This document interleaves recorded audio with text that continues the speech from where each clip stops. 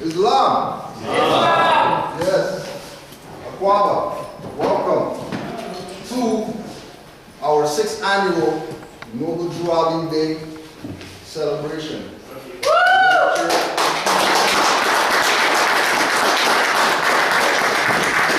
So we've been here for 6. It's been 6. As you can see, a few people today are in the other people dressed in their traditional. If you could please stand up. So when you go around the room today, make sure you not acknowledge, but speak with the people, you know, dressed accordingly about where they got their stuff, why they got it, etc. Because we are trying to, or not trying, we are expressing our Aboriginal indigenous culture that you might not have seen as far as our people dressing in this form. You might see Sri Lankans, Punjabis, Filipinos, etc. But as far as Asiatics, dark-skinned people, so-called black people, looking like this brings a totally different perspective, and I'm sure everybody on their way here, whether they took car, transit, whatever, has some type of whatever example, situation of them being looked at differently than the average quote-unquote Negroes or whatever. So, round of applause, thank you.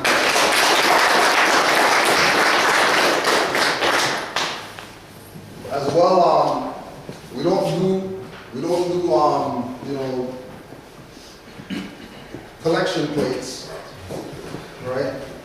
We don't do collection plates, but we do have people that came here from a long way to be with us, to honor and acknowledge and recognize the Prophet Noble Juali. So, Brother Amari, he's dealing with anything to do with finance. Brother Amari deals with it. He's the secretary / treasurer. So, whatever finance, speak with Brother Amari before the day is done, so we can make sure that the people that are here to bring our lessons are compensated for the work that they do, right? Because Marcus Garvey told us that we have to canonize our own saints, right? So this is what we're doing in, you know, for example, we have Brother SetenRa Bey, who always takes the time. If Canaanland says, SetenRa, he's already here. Without a power. And the good doctor, Jose Pimienta Bey, who majority of people have heard of his book, Our Fellow Children in the New World. As well, he has lectures, you know, some stuff on YouTube. People bootleg his stuff, put it on YouTube and stuff like that, right? But he's not worried about that because it's all about the information getting out to the people, right? And this is actually his 2nd time here. We brought him in. And once again, it's somebody who, you know, remember that we're talking about academia. We're talking about somebody who paid his dues to be where he is right now, as far as, you know, teaching people, you know what I mean? And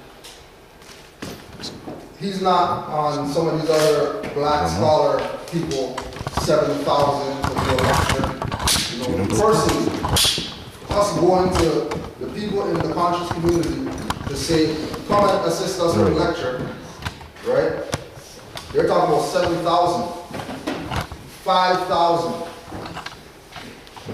3,000 to give the people the information that's their stuff that they shouldn't be paying for, right? So we want to acknowledge Brother SetenRa Bey and Jose Pimienta Bey, who's going to be speaking after me, so get your pens and all that.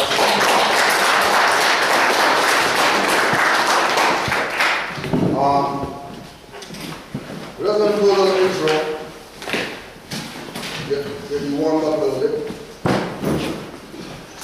If you don't know, we are are representatives of the first Moorish science temple of America in Toronto, Canada, that we call Canaanland. That's our location, 2533 Edmonton Avenue West. At our location, we also have Moorish Museum, where similar to what you see on the wall, pictures, documentation, etc. of our Moorish culture in the Americas that has been suppressed, right? The suppression of the Moorish information is due to what its purpose is. And the purpose of it is to get Negro black colored people to stop being Negro black colored people and to be their ancient foremothers and forefathers. Because Europeans will tell you that they know that the ancients are coming again. All these statues and somebody get the background, all these statues and things of that nature that we see that represent our culture, all those things, whether they're 50,000 years old, 80,000 years old, a million years old, all those things only look like us. So if all those things look like us, and they're our ancestors, then that means ancestors are here, we're back.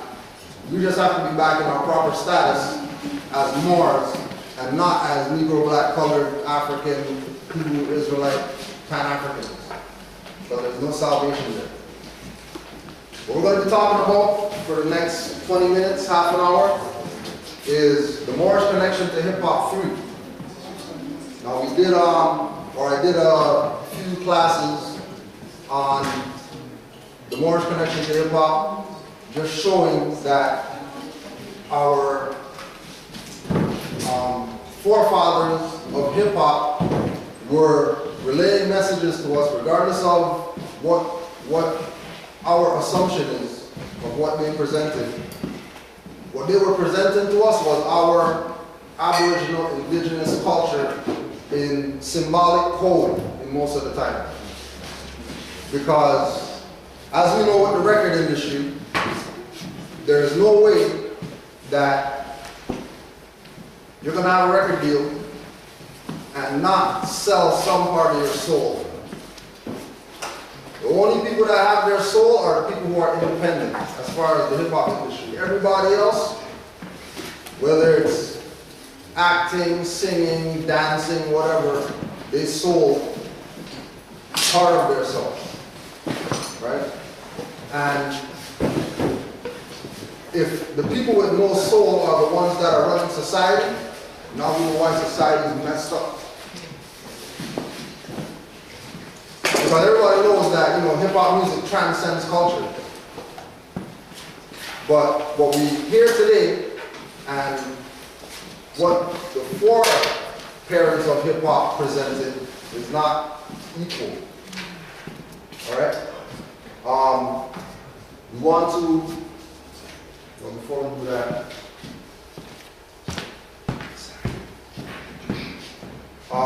we want to give a shout out to one of our good brothers that we bring his name up most of the time because he's one of those people that is a stickler for keeping what we do pristine and making sure that it doesn't get corrupted.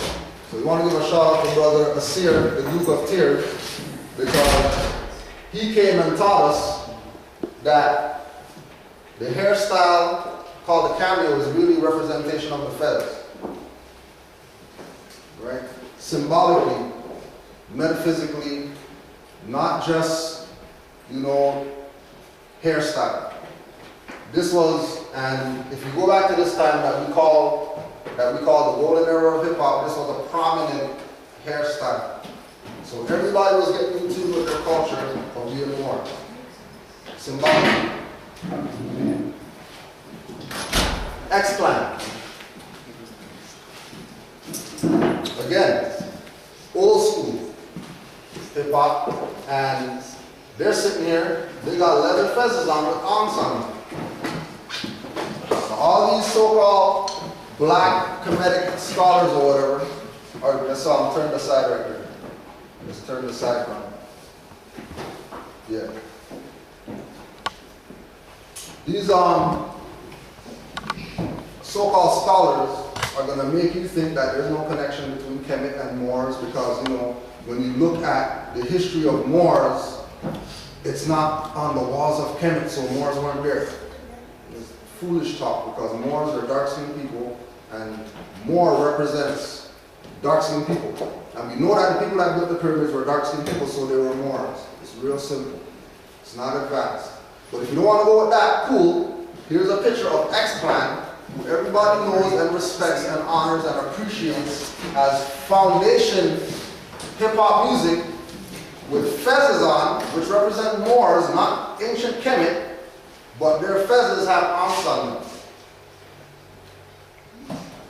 So they're letting you know what the connection is. They're letting you know that there's a connection.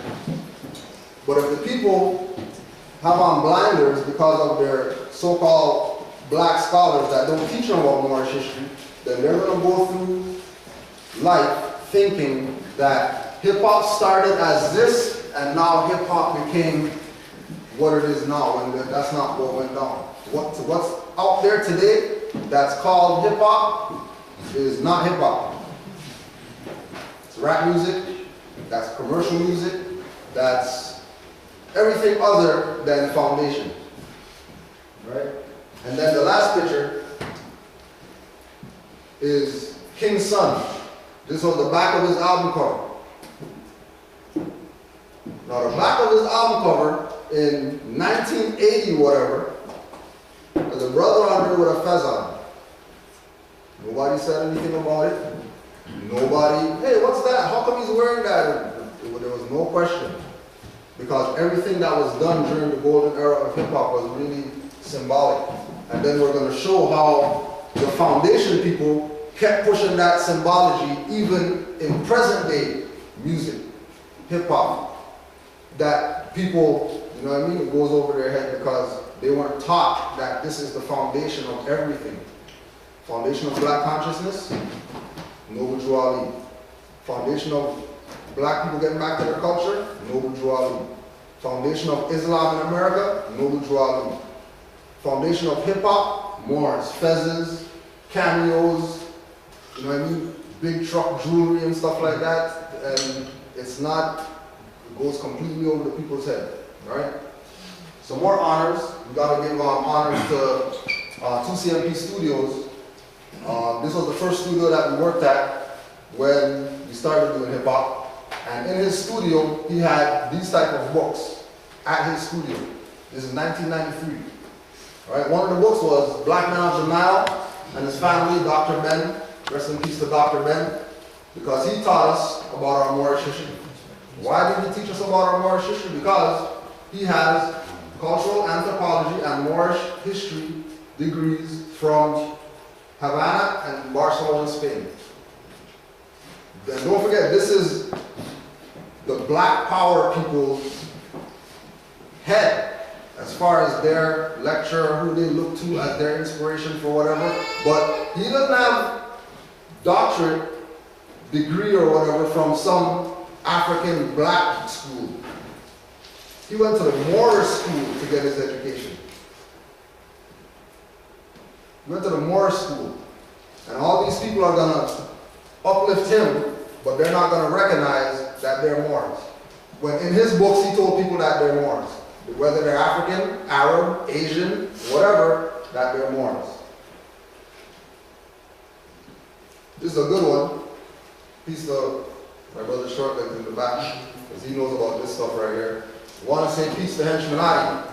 That was the first conscious group that I was in.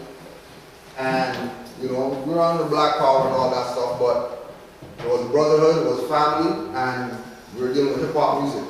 And if it wasn't for them recruiting me into this, because during the time of me rhyming, prior to this, it was just rhyming. We did a show together, and after the show they came to me and they're like, you know what? You know, you're a great MC and all that, but your content sucks. Who the hell are you guys? Okay, watch. We're on stage and they did their thing and then, right? And here we are. All right. Also, too, if you go on YouTube, on Canaanland Noah's Pensionati Theater of War, we have some music from back then up there. We also want to give honors to the God, the Black Dot. We give it up for the Black Dot. He's been repping hip hop, trying to change the energy. He has his album Walk With Me. It's Moorish science. This is his words, not my words. No. It's Moorish science, and the more you apply it, the more these devils find it hard to deny it. The more they won't even try it, the more they wouldn't be stealing the deeds and hide it, because the Moors would bring them to right. Make sure you get his album. Make sure you get his first book, Hip Hop Decoded, and his new book, Urban Culture Decoded, which just came out a few months ago. We also want to acknowledge and say rest in peace to the good Dr. Francis Cress Welsing. He passed away on the 2nd. So make sure you go over there and get ISIS papers. Right? You got any? Yeah. So ISIS papers, make sure we show honors to our master teachers by buying their books out. Don't let their books get bought out by people who are against this, and they're then doing book burnings again, and then we're complaining that we don't have nothing. Buy the books and keep them in your library. Well, the good thing about her book is that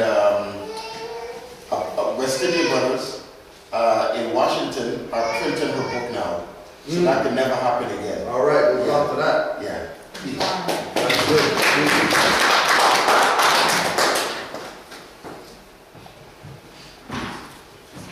Paul Frappier, better known as Bad News Brown, died in 2011. Here's some of the stuff that we covered in the past lecture. The reason why I put him up is because he's from out here. The reason why I put him up is because he's Haitian, but he's going to his shows waving Moroccan flag on the stage. Alright?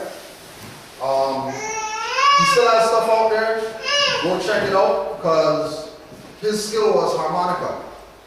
And beats on the harmonica. Hear him play a harmonica to some hip hop music, and you forget about the hip hop music. Right?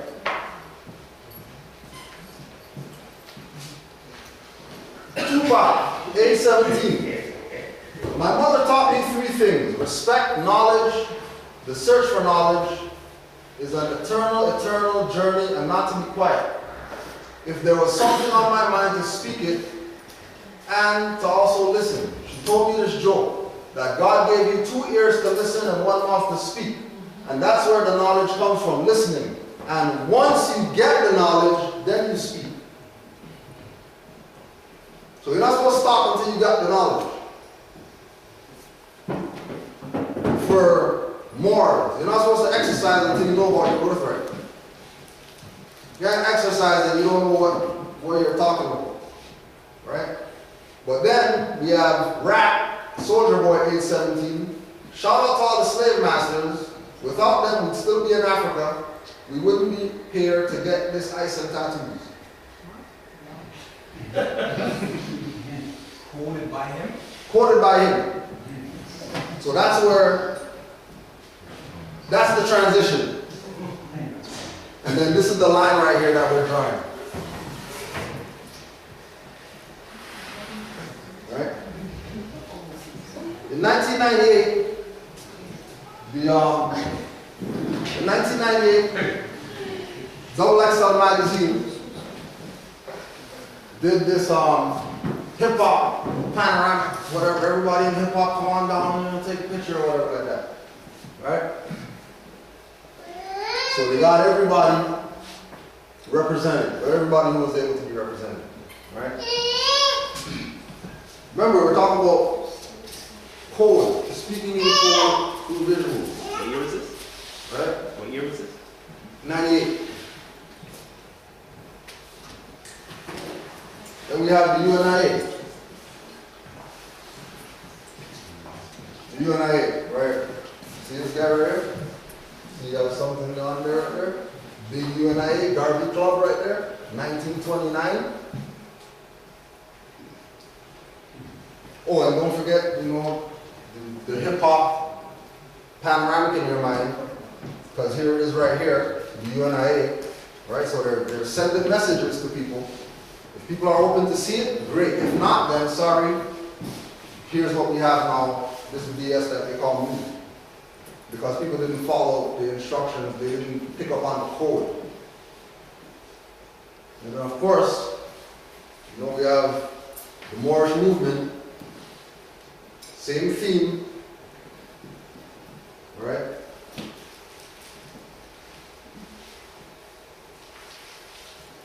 CNN War Report. You always got to show this one, because if anybody knows hip-hop, you know that Capone and Noriega were, you know, the thug generation. Guns and drugs and jail and whatever else that they deal with. But Nori, once again, for people who don't read inserts, they're going to miss all this stuff. So, it's Noriega right here. Right? A good one. You like that, right? Noriega is on the back of the album cover like this. This is Capone and Noriega, the thug guys. Now, why is he doing this for? Why? Hip-hop poses are, you know, why is he doing this? What does he know that he's doing this on album insert that went all around the world? Everybody knows who Capone and Noriega is. It's not a secret. But don't forget, the album was also executive produced by Martin Moore. You didn't read the insert.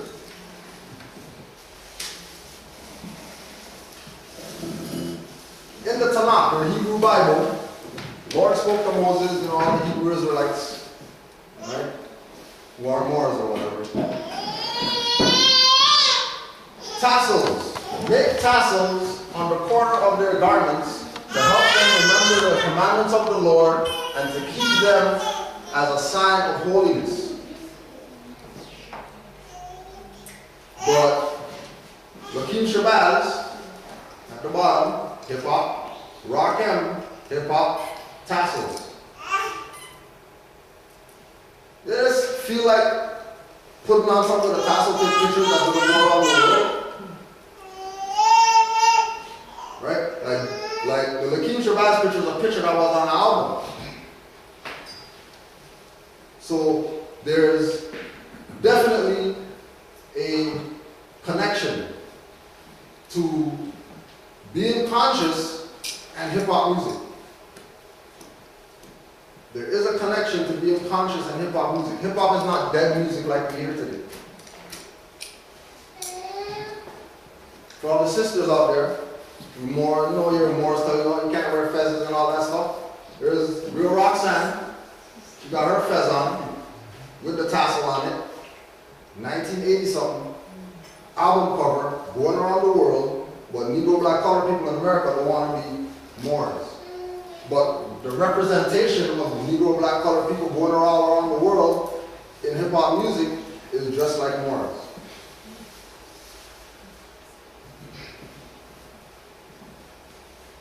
Just a picture I found online somebody drew. It's real crazy that, you know, they just put Andre, who, you know, we know, he always wears his turban, he's always eccentric, wearing something totally different than what, you know what I mean, but you got his fez on. Letting people know what's up.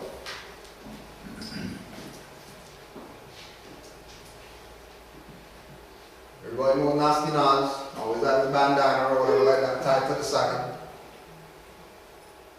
And then you have the Moorish coat of arms, bandana tied to the side. Right? What are they trying to tell people? What message are they trying to relate? Are people even getting the message? Is this just him? Well, let's see. You know, no, it's a pattern. But going back to your ancient culture, that they don't have to talk on their music about conscious stuff. The fact that they come from the era of when hip-hop was something to listen to. And they're pushing these perspectives, whether they know or not. It's just like Brother Denham said, it being in Syracuse or whatever, being a Moor, wearing his traditional custom garb, sometimes he might, throw a turban on. And he's walking down the street, and the people on the block are looking at him, how you dressed like that, or whatever like that. But then they're sitting there with a t-shirt wrapped on their head like a turban,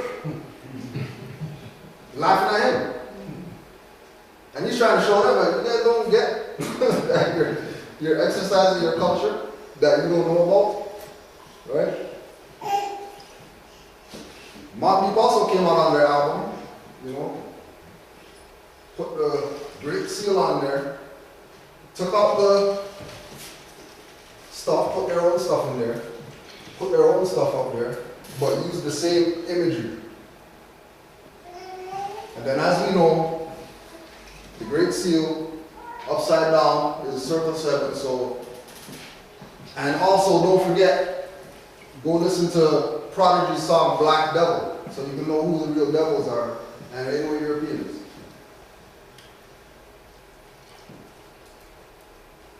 Once again, King's Son, right? Tassel, making sure you know, put it to the front.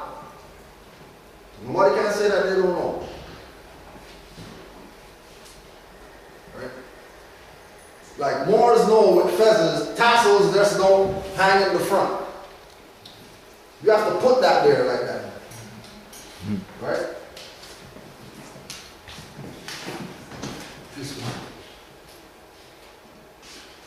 So the first game.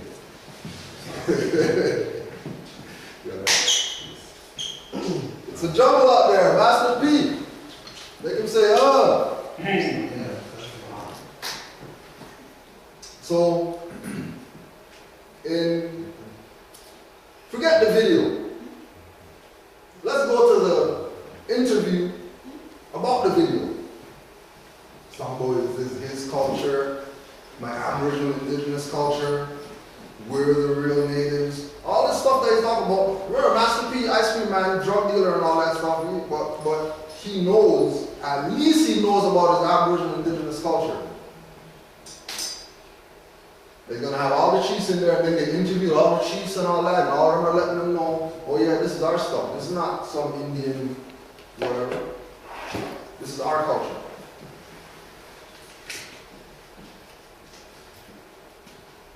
Everybody's boy, Drake, if you didn't know he's Jewish.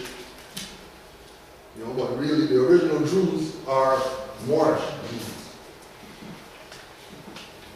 Original Jews aren't some Khazars or whatever. We think they're one. Right?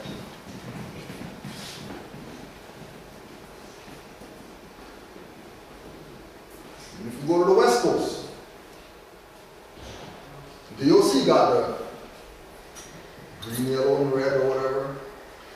Africa pendants, right? Album cover is statue, King of Kings, Lord of Lords, but then he has the colors of Haile Selassie, and then they call him that, but then people are making the connection that he's sending messages to people.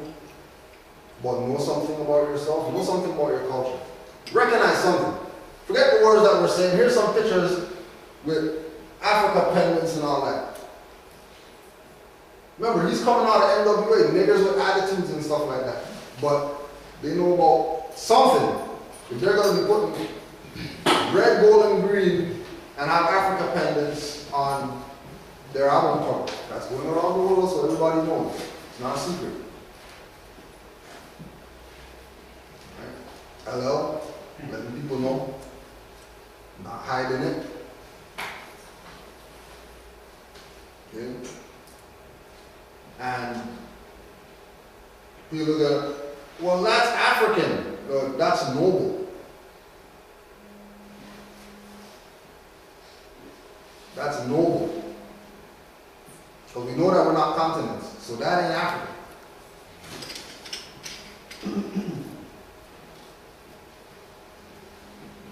Not even the Living Bayshead's video. Right? Got Chuck D killing him, you know, with the conscious stuff, and then you have Bam just sneak in there, you know, make sure he gets on the record with his fez on. Just so you know, just to be sure that you know what's up.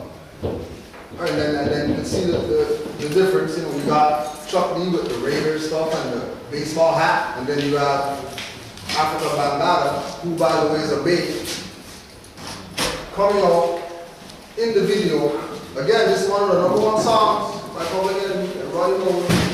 And there's Bam with his fez on in the video. And obviously, you know, Chuck must be done with it. He's gonna let him be in the video with his fez on.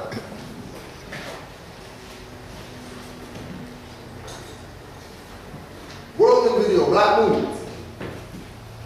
They have this Arabian theme in the video. Then I thought the video, they have this little guy right here with a little backdrop guitar or whatever, with a fez on, just playing the guitar. Nobody pay attention to him.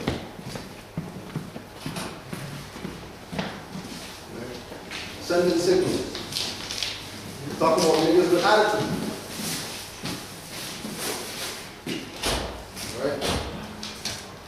If you don't know, that's Easy. If you don't know what Easy is, look him up.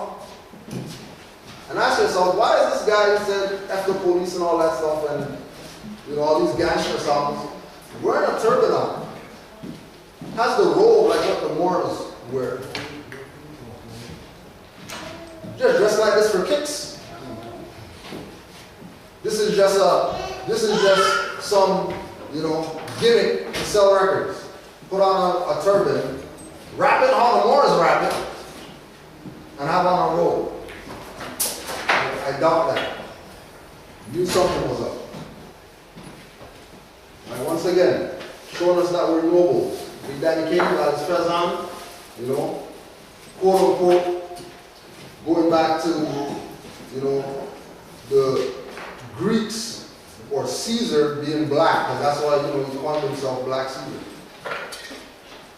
Because he was a ladies' man and all that stuff. But he's showing you that we're royalty. And don't misinterpret all jewelry and all this type of stuff in this with today's people that you see wearing jewelry. It's not the same. It's different. Right? Digital Underground. Humpty Hump. Playing this game, got fake glasses on, fake nose and stuff like that, right? But you know, got people thinking, oh yeah, they're wearing pajama shirts or whatever like that. You know, part of this gimmick, right? Or is it really a gimmick? Because whether Humpty had the nose or didn't have the nose, he had fez on. He had kufi on. He had something on to represent that he's not Negro Black color. He's not the average rapper nigger guy. Making it clear. Right? Now with Moors, when we do our prayer, 5 on the left, 2 on the what? Right. People don't do stuff like this just because they feel like doing something with their hands or whatever. They're sending signals. And we know that this is not him just saying, yeah, peace to everybody or whatever, because with Digital Underground, he had his fez on. Even though it's straw. But we know that Tupac comes from a long legacy of conscious people. He doesn't come from dead people. He comes from people who had knowledge of self. Right? And once again, everybody got their stuff on, making sure that they look like somebody. They don't just look like the average rapper nigger guy. They're making a point. But if you don't think that that's enough, if you think that that's just, you know, that's just something that they didn't take a picture because they were, all right. If this doesn't mean Moors, then I don't know what. If he's not sending a signal to all these people who say that they honor him, they got books by him, or whatever like that, to let them know that he knows what's up. They're not showing you that Tupac knew what's up. They're not telling you that he knew. Only Moors do this. Nobody else does this. This is something that Moors do. That's not Islamic thing, like when you see a Muslim and you say, oh, that's Islam, that's not that. Alright? And the 5-point star ring. Right? And the 5-point star ring. You already know. Yasin Bey came out a long time, told people to stop calling me most deaf or whatever because my name is Bey. Right? And all this is hip hop, telling people, but they don't want to go with it. Swiss Beats, let me know. Right? Only Moors pose like that. To stop and pose for a picture and do that. That's not a common thing that everybody does.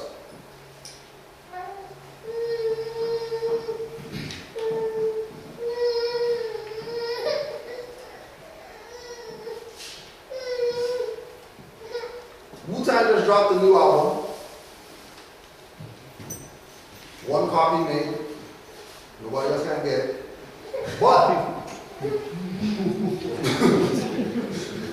But they had a Moroccan artist, hand-carve, a Moroccan artist, hand-carve the box that's going to hold the CD. And then it stayed in Morocco until they were ready to release it.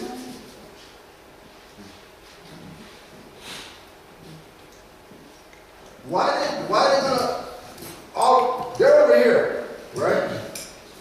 They're going to go all the way across the Atlantic. All these countries over there, all these hand carvers over there, and they're going to go to the guy in Morocco to carve their stuff. Well, you know, it makes sense because Ghostface even came out in triumph and told y'all that he's the black noble Jew. And then he always wore his liberty cap. Always wore his liberty cap that you would, you know, call toque. Just to add on to what you said, he specifically said black noble Jew on that song. So that lets you know the difference. Right. Because what does noble Jew looks like him to me? They look the same complexion, right? But he's clearly stating that I'm the black noble Jew. So he knew that noble Jew was something other than black. Other than black. To make that statement. Right? These are some new guys.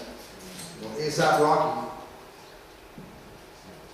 And, you know, like, what the hell is going on? Hip hop artists, rap artists, or whatever. They got the candles, the pentagram, and all that stuff. He's got 1 foot. He's got 1 foot in, right, and then 1 foot out, right, showing the higher, lower self, right. They got the candles. They got the big 5-point star, which we know Baphomet is a representation of a Moor. Baphomet isn't some devilish whatever. Baphomet represents a Moor. That's why he has branded on his forehead a 5-point star. Right? So it's all our stuff.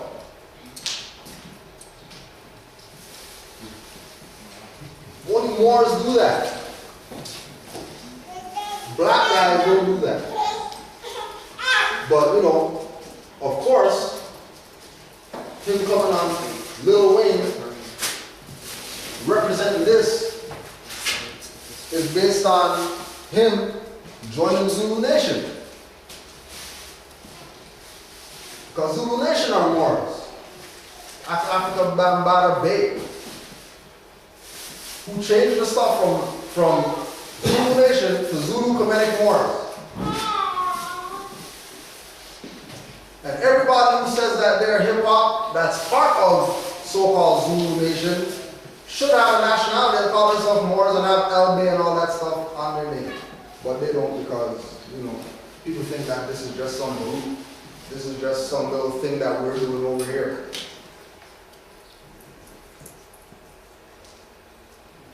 And we also want to say a RIP to Sean Price, one of the greatest MCs ever. And we want to put him up there because he was Muslim.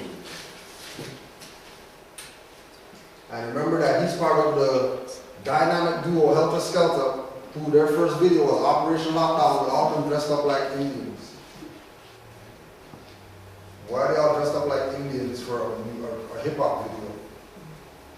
Painting their face and all that stuff, wearing feathers and all that. Why do they do that? Why does Tech of the dynamic duo Smith & Wesson have a big Indian chief tattooed on his back? Because he's African? Right? And if anybody is interested or needs to, right? We got a studio now over at Regency. It's up the street, around the corner. Talk with Brother Yasan. You just put your hand up there, bro. Anybody dealing with music, anything like that? You need a studio to work at? You're a poet, anything like that? You need a studio to work at? We have an avenue for you to get your work done. That you can actually work with more. Instead of working with these crazy people that don't know what they're doing and messing up your stuff. So tonight we're gonna hold out.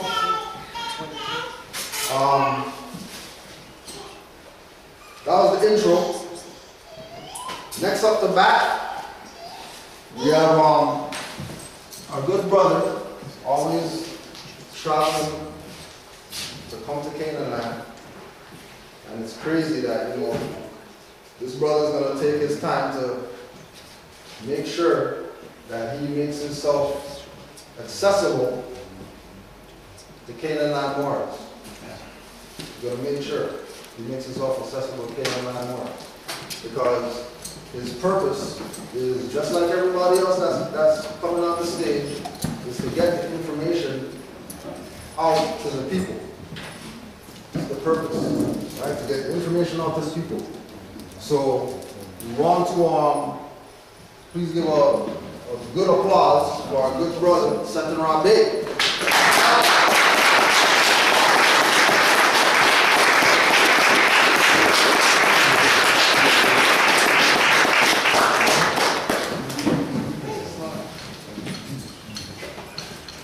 So before we get started, I want to first request permission of our elders to speak. I want to request permission of our elders to speak. Islam. I want to, man, I'm telling you, I was sitting in the back, and I told Amari on the wall, I said, got the jitters, man. I still get butterflies. I still get a little antsy and edgy, like ready to go. I'm sitting there like, who's you like, so I can get and just get like the first few words out the way. And then, you know, we get this shit rolling, man. So first things first, we're here absolutely in honor of Prophet Noble Ali. I put the date up there, January 3rd, 216, and GC is the Gregorian calendar. And 1437 will be the Moorish calendar. Canaanland on Western Mexico. Special thank you to Grand Chief Cujo Abuel for always giving me a platform and giving me a chance to have my voice heard. I said this the other night when me and Sheik and my wife were hanging out. Yeah, Cujo was the first person to really like put SetenRa Bey out there. 2 years ago when I came to do my first July Day and then went on YouTube, that was like my first chance for other people to see me outside of where I am, which is Philadelphia or New Jersey or Delaware. And He's always giving me the opportunity to make my voice heard, give me a platform to speak. So, special thank you to you, bro. And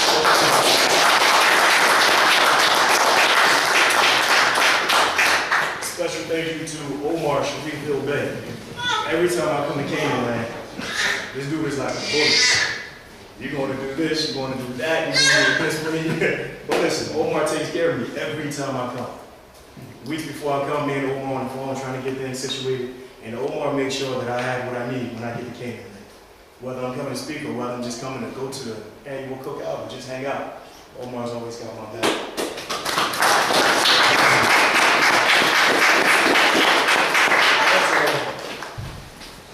Just want to thank everybody in Canaanland because y'all always showed me love, always welcomed me with open arms. Never deaf ears. I can communicate with you even if I'm not speaking, you know, smoking stuff on the phone periodically or text or however. So I just want to thank all of y'all and say that I'm happy to feel like part of the family. And of course, I'll always be back. What you got? So chapter 25, the circle ceremony of crime. We started reading this at Nagi back in Philly. Probably about 8 months ago. Back in like May or something like that. About 7 months ago. And once I started to read it and once it started to resonate with me, I felt the need to read it periodically. So I'll read it today. And hopefully it may resonate with some of you. Chapter 25, Circle 7 Holy Quran. Divinely prepared by Prophet Nagi. Keep that in mind, that it was divinely prepared. Not written by Prophet Nagi. It said, ye are the children of one father, provided for by his care, and the breast of one mother hath given you suck. Let the bonds of affection, therefore, unite thee with thy brothers, that peace and happiness may dwell in thy father's house. And when ye separate in the world, remember the relation that bindeth you to love and to unity, and prefer not a stranger before thy own blood. If thy brother is in adversity, assist him. If thy sister is in trouble, forsake her not. So shall the fortunes of thy father contribute to the support of his whole race, and his care be continued to you all, and your love to each other. That resonates with me on a lot of different levels. I don't know how it resonates with you. It resonates with me on so many different levels. And I felt it necessary to put it up there and read it today because of what we're going to go into. Initially, when me and Cujo spoke, Cujo asked me to do a virtual Philly tour, to basically just hit some major spots in Philly and put it together and do a tour. Well, there's a lot of stuff in Philly. You know, if you go back into history, if you know your history, then you know Philly was the cornerstone of what they put together down there when they put their foot in our land and decided to speak. And it wasn't possible for me to just say, all right, I'm going to take all of this to this little bit of time. It wasn't possible, and it was frustrating. And I'm sitting there and I'm just going back and forth in my mind. And I'm like, what am I going to do? I had a conversation with my wife one day last week, and I think it might have been about some of the brothers or some of the sisters down there. And she brought up the 5 principles of love, truth, peace, freedom, and justice. And she said, maybe you should do a class on that. So initially I thought to do a class in Philly on that. But now over the course of the past couple of weeks, I got struggle, tug of war, going back and forth in my mind. Philly tour, principles. Philly tour, principles. Principles won out. I can always do a Philly tour. But whether it's the Creator, whether it's the great God Allah, whether it's the ancestors, whether it's the Prophet Nagi speaking through her talking to me, say no, the principles. The other night, me and Cujo and my wife in the hotel, what were we talking about? The principles. Yesterday, when we picked Jose Pimienta Bey from the airport, what we ended up talking about? The principles. A whole gang of us sitting around the round table and just sitting there talking about the principles. So, you know, I'm getting chills. And I'm like, yeah, this is what I'm supposed to be talking about. This is the direction that we're supposed to be going in. So that's where we're going. We're going to talk about these principles. We're going to define them. And we're going to talk about it a bit. So I want to say this before we go any further. I like to do interactive classes sometimes. Sometimes I just get up there and I just go. But sometimes I like for it to be interactive. So that means I'm going to talk to you and you're going to talk back to me. Don't be afraid to raise your hand. There are no wrong answers. Say whatever it is you feel in your heart and in your mind. Cool? Love. Love, truth, peace, freedom, and justice. The 5 principles given to us by whom? Jolly. As said by one of my teachers, these 5 principles cannot stand alone, and they are incomplete without each other. Love must exist in your mind, your body, and your soul for you to have truth. When you are full of truth, and truth needs no excuses, at that point in your life you can find peace. When peace resides within you, you can then experience freedom. And I put from and I put ... because whatever you're going to experience freedom from is what you are going to experience that freedom from. Whatever shackles you have on your mind, whatever shackles you have on your heart, whatever shackles you have on your person, you can find freedom. And once you have attained a level of understanding of love, truth, peace, and freedom, you have done justice to yourself and you can now become complete. I got that from Rising Right there. That might be a little dark. It says love, and I define it.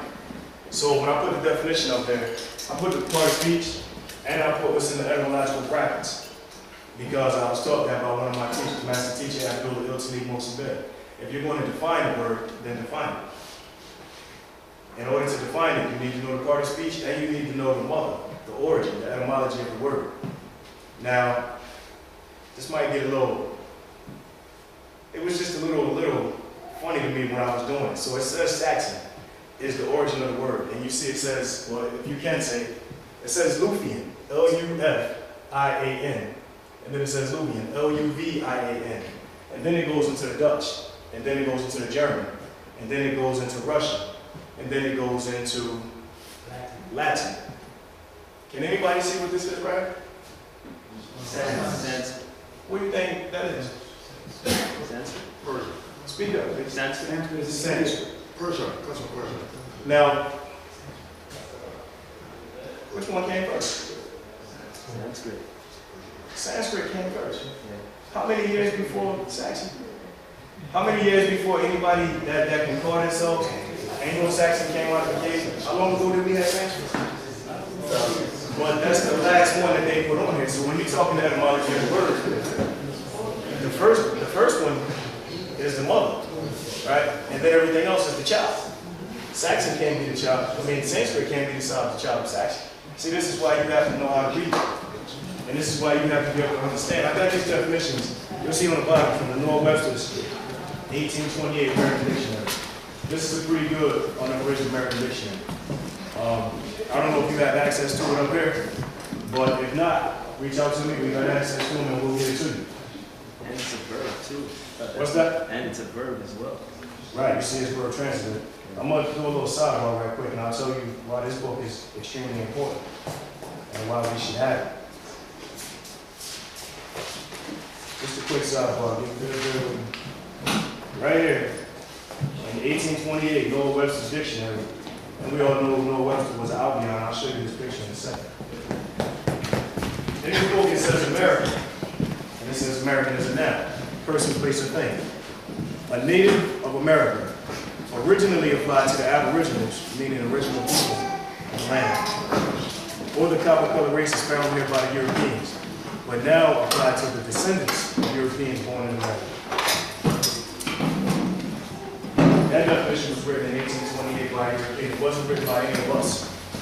So that definition right there tells you who they knew back then when the original people of this land. And we sitting here and we arguing with each other. Not us in this room, but us as a people. We arguing with each other about fact. And then they'll say, in their words, quote unquote, oh, that's a white man's book. Think about it.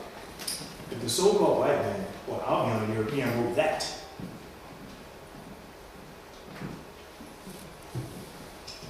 why would he, if it wasn't the truth? Why didn't he put anything about a red hand in there? He just simply told the truth. That's right. Can you read that again, brother? Just a little louder, because I also want to say it loud. The definition of American from the 1828 Noah Webster's Dictionary. American, a noun, a native of America, originally applied to the aboriginals, meaning original people of the land, or copper-colored races found here by the Europeans, but now applied to the descendants of Europeans born in America. If anybody think I made it up, come on, can't take the book. Love, the definition of love from the 1828. In a general sense, to be pleased with, to regard with affection, on account of some qualities which excite pleasing sensations or desire of gratification. That's the definition of love from the 1828. So, it being a verb transitive, we love our parents and our children on account of their connection with us. How many people in here don't love their parents and their children? Exactly. We love to retire to a cool shade in the summer, but we love a warm room in the winter. We love to hear an eloquent advocate. The Christian loves her or his Bible. How many people in here love something? Just by a show of hands. That's everybody. Now, how many people in here love themselves? I would expect everybody to raise their hand, right? I wouldn't be shocked if somebody did it, but I would expect everybody to raise their hand. At one point in time, how many people in here didn't love themselves? So what changed? Listen, knowing thyself. Knowing thyself. What else changed? Who? Environment. Who? Your environment. The environment. Love is a noun in the same dictionary. An affection of the mind excited by beauty and worth of any kind, or by the qualities of an object which communicate pleasure, sensual or intellectual. It's opposed to hatred. How many people in here have hatred in their heart? Let's see now, this is what I can appreciate. People raising their hand and being honest. My heart used to be full of hatred. I used to be one of the most bitter and angriest people you come across in your life. Really? Yeah, who said really? Yeah. Listen, I would say what I wanted, do what I wanted, and didn't care about hurting your feelings or your feelings. Man, woman, and child. I could care less. I'm being honest. Right? Because I didn't love myself. I didn't know myself. I'm learning myself now, but I didn't know myself at all. But what I did know is that I was hurt, and that I was mad, and that I was angry, and that somebody else was going to get, it was going to get some of what I got. And I didn't care. I didn't have any love in my heart. None. So when I think about that definition, and they say it's opposed to hatred, I was full of hatred. I used to say it all the time, man, I hate, and I want to, and felt it, like I felt it from my feet, just come through my body and like, and just react, right? But I don't get that too much anymore. Do I still get angry sometimes? Yeah, of course. But I don't have that hate. I don't have that desire to really want to just somebody's neck. Yeah, I'm being brutally honest. We talking about these principles, right? And it's unfortunate, right? Because when you feel that way, it'll consume you, right? So everything that you come across, you're looking at it sideways instead of just looking at it straight on, right? Everybody that you meet, yeah, you're looking at it that way, right? This principle of love is so powerful, it's so strong, that it can actually change your whole being, your way of thinking, your way of moving, your way of everything. My wife's sitting back there in the corner, right? And I literally ran from that woman for years. She'll tell you, I met her in May 20th, 1999. Right? What time? Right? I met her way back then. She didn't get her claws into me, like into me, until within the past 7, 8 years. You know why? Because I had on the best pair of track shoes I could have because I was full of hate and I couldn't love, right? As much as that woman cared for me and I cared for her, I couldn't really care for her because I didn't care about me, right? In a relationship, in order to say that you love somebody, first you gotta love you. My trainer used to always tell me in every language, one comes before two. I say it again, in every language, one comes before two. So if I can't love me, what can I do for her? Drive her crazy? Cause her all kind of grief and headaches and heartache? The best thing to do is what I did at that time was run until I found a safe place to hide and sit in my own little corner and say, what the hell is wrong with me? And then when I figured it out, when I started to know me, when I started talking to me, and I ain't crazy, I started talking to me, I got the answers that I need. I got the answers that I need. Love between the sexes is a compound affection consisting of esteem, benevolence, and I put in capital letters natural because in the dictionary it had animal desire. I just don't see love between the sexes as being an animal desire. Some people may say it's lower self, but we can go on forever about higher self and lower self. I did a whole 3-hour class, right? But I just don't see that being of an animal nature or an animal desire. So I put natural in capital letters. Love is excited by pleasing qualities of any kind, as by kindness, benevolence, charity, and by the qualities which render social intercourse agreeable. Anybody not clear on what love is? So now that we have defined love, the first of the 5 principles we should adhere to, now I ask all of you. And you don't have to answer me now, but you'll think about it later. Do you have love?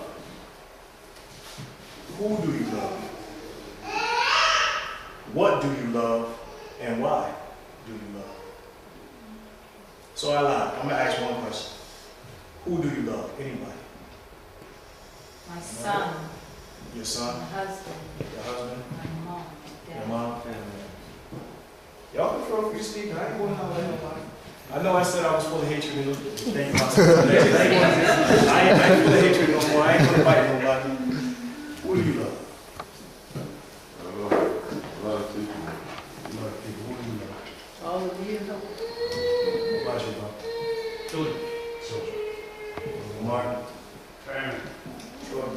I love for everybody. I'm looking for one answer. I ain't getting it. Anybody that shows me love, Anybody that shows you love, shows love me. those who love you. So I heard it. Who said And it? it's myself. Who said it? Who said it? I. Who? Who said myself? Stand up for me.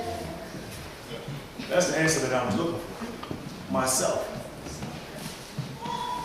Thank you. Because I just told you, one comes before two in every language. Now, it's not wrong that you love me.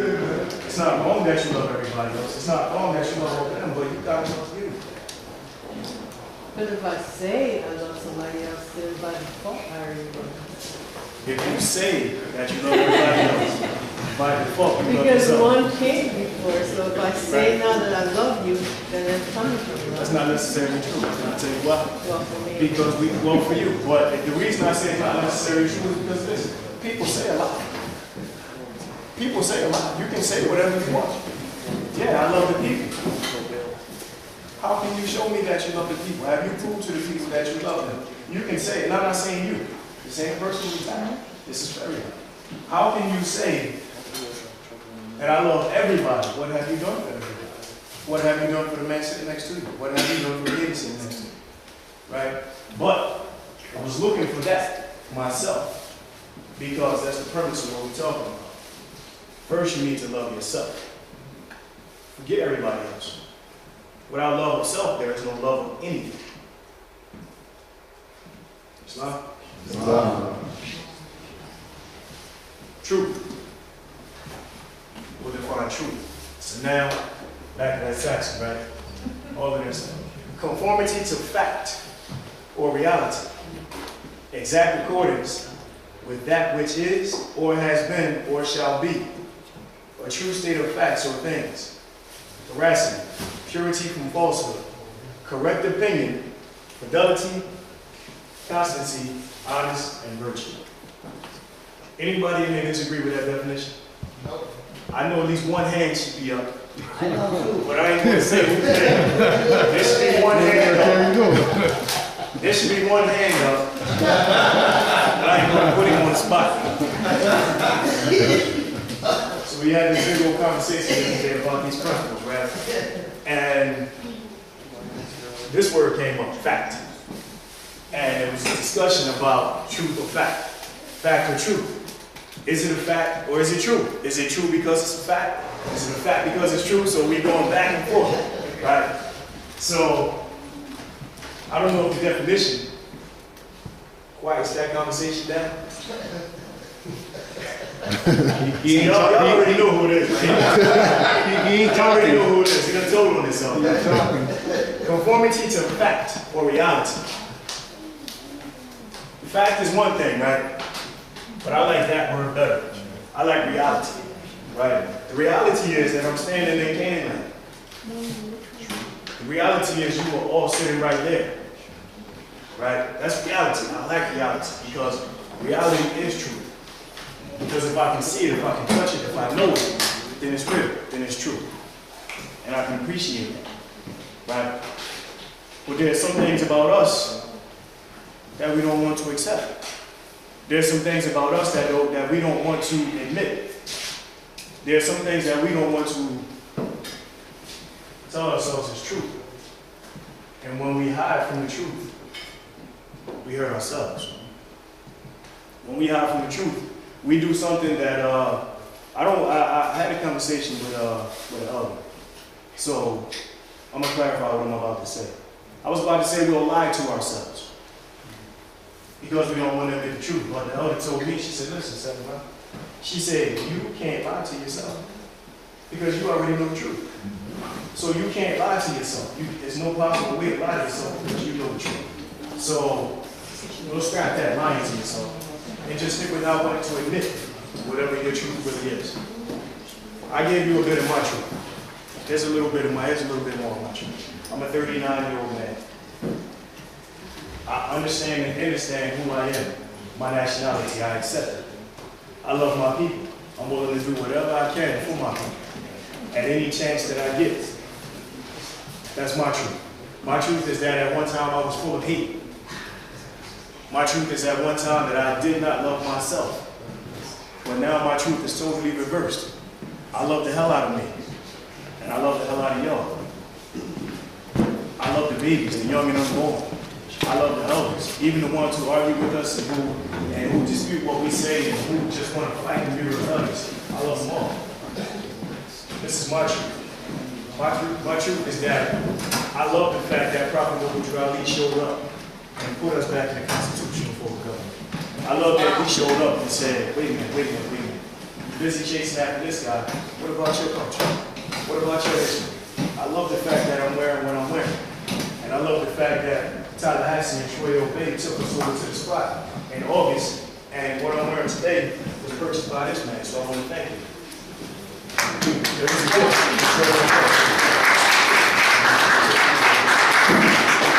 My truth is that I'm going to do everything that I can to open up some eyes, to open up some hearts, to shed some light into those eyes, and shed some light into those hearts, because I know what a dark heart is. I know what the dark heart feels like, and I also know what the light heart feels like. I also know what that light heart feels like. If you don't have any light in your heart, if you don't have any light in your heart, you ain't alive. You just being. You just being. You're just existing. You're not living. True.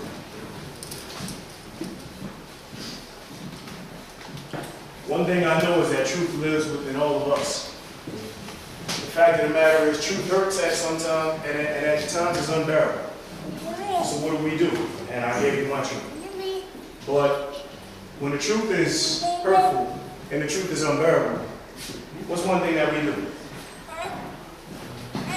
Y'all gonna talk to me today? I know y'all ain't pastor. What's one thing we do when truth is unbearable?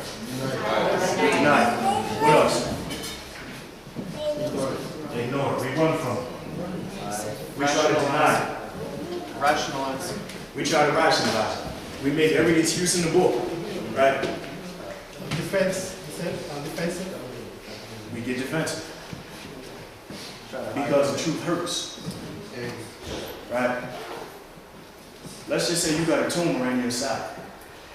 And it hurts. Every time you sit down, you're squeezing and it's pushing against your kidney. And it's pushing against your bladder. And it's under the rib. And every time you sit down, it hurts. What would you do?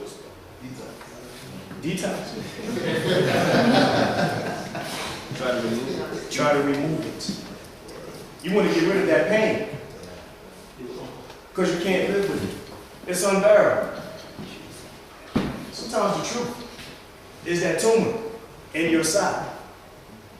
So what are we going to do? We're going to detox. We got to remove it. Because what's that old saying? The truth is going to do what? As long as you deny it, as long as you make every excuse in the book to not face that truth, you're going to continue hurting. Ask me how I know. How you know? Because I didn't. I was that person who ran from the truth because it hurt. It was unbearable. You go back and think about some of the stuff you've done. I'm speaking for me. You look back and think about some of the stuff you've done, and you can just shake your head, right? Once you start learning the truth, once you start learning the love of self, then you can get to this. You can get the truth. And now I ask you, what's your truth? Will you stop running from your truth and face your truth? And will you accept your truth? It's almost like my plea to all of you, to anybody who may see this video. At some point, because you might not stop running all at once, just slowly please. Say, you know what? I'm going to have to accept the fact that this, that, or the third. But the first thing we got to do is what? We got to love ourselves. Once you start to know yourself and start to love yourself, then you can find truth. Because once you start loving yourself, all of that stuff is going to rise to the surface. And you ain't going to have a choice. You're going to have to face it. No way around it. Now, let me say this too. I didn't say this before. These questions are for y'all. For me too, but for y'all. I want y'all to, if you can't remember, if you write them down, I love it. But these questions are for y'all. I don't care if it's 6 months from now, if you just have to open the book and say, what is my truth? So, The word hurt is in truth. the word hurt is in truth. How about that? How about that? Anybody want to tell their truth? No?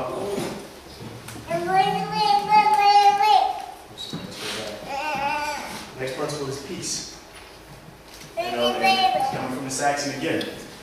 In a general sense, a state of quiet or tranquility, freedom from disturbance or agitation, applicable to society, to individuals, or to the temper of the mind.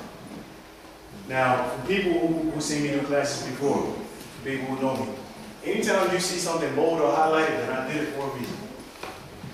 Because I wanted you to see it. Because through a whole definition, that's what stuck out to me the most. The temper of the mind. Freedom from war with the foreign nation, public quiet. Freedom from internal commotion or civil war. And again, these definitions come from that 1828 dictionary. The temper of the mind. The mind has many tempers. Everybody knows what the temper is, right? How many people here had a temper or had to have a temper? Y'all some real nice people. Everybody in here is nice. Good. Not This nice. position of the mind. The Sir, Constitution. Huh? We have to correct you on that nice word. Nice? Look it up. I already know what it means. I'm glad you do. I ain't calling nobody stupid. I'm not calling anybody stupid. That's the etymological definition of stupid. I'm just saying.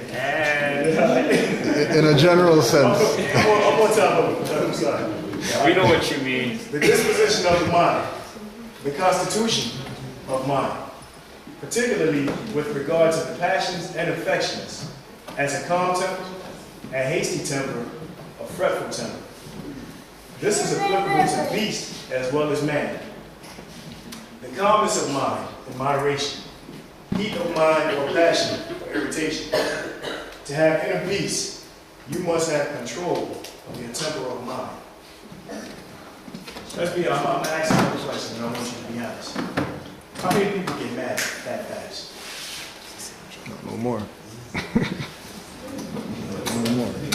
That's something that I've been working on for a very, very long time. Not just and ready to go. Right? It's a full-time job to just say, you know what? And go that way. Because I really want to go that way.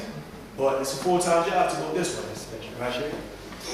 That temper of mind, that willingness to be able to react that fast, it takes our peace. It takes our inner peace. Because, let's just say I'm mad at you, right? I don't like the character you play. Right? Why you got that uniform on? No, but that ain't good stuff. So I don't like the character. So now I'm mad at him, right? So he leaves. And I'm still pissed off at him. Do you care? He probably don't even know. He probably has no clue that I'm pissed off at him because I don't like the character. And I wanted to get on you. Why would you put on this uniform for? Why you wear this? And he don't even care. But I'm still mad. Sidebar. Stress. Stress. I was at my natural doctor and he asked my aunt, "Are you stressed?" And she said, no, I'm not stressed. And he said, "Are you sure?" She said, "Yeah, I just told her." So he said, "Do you know what stress is?" And she said, "Yeah, you know, blah, blah, blah." So he gave her an example. Camelback off of, you know. If he steps on my foot and I get mad and I argue with him, I just built up a level of stress and cholesterol in my arteries that if I don't do anything about it, it's going to just sit there. And it's going to saturate those arteries. So now I'm mad because you stepped on my foot on the video set. So 2 hours later, I go tell Cujo, "Man, this punk, man, he stepped me on my sneakers, man." I just added another level of stress because I never let go of the fact that he stepped on my foot 2 hours ago. So now 8 hours later, I tell her, "How you doing?" So you know what happens? That cholesterol starts to build. We don't even know. Right? And the only way to release that cholesterol, well, one of the only ways to release that cholesterol is through physical activity. Running, exercise, run up and down the steps, do something. I wasn't going to say that she was in here, but thanks to her. You know, yeah, something physical, right? To release that, right? That's just a sidebar, just because it just hit me. So I had to say it. But if we can't control our temper of mind, then we won't have no inner peace. If we really got to learn to be able to say, take that deep breath and go to the left.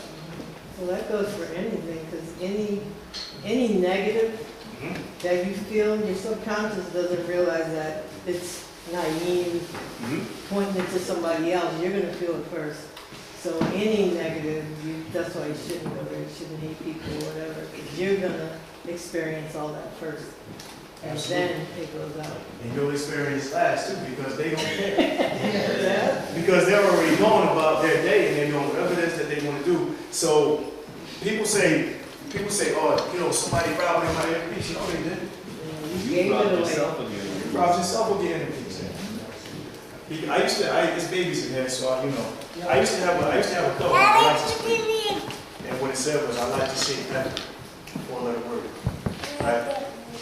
And I'll be honest, I still like to say it, I gotta say it. Because if I don't, then I'm gonna lose that inner peace.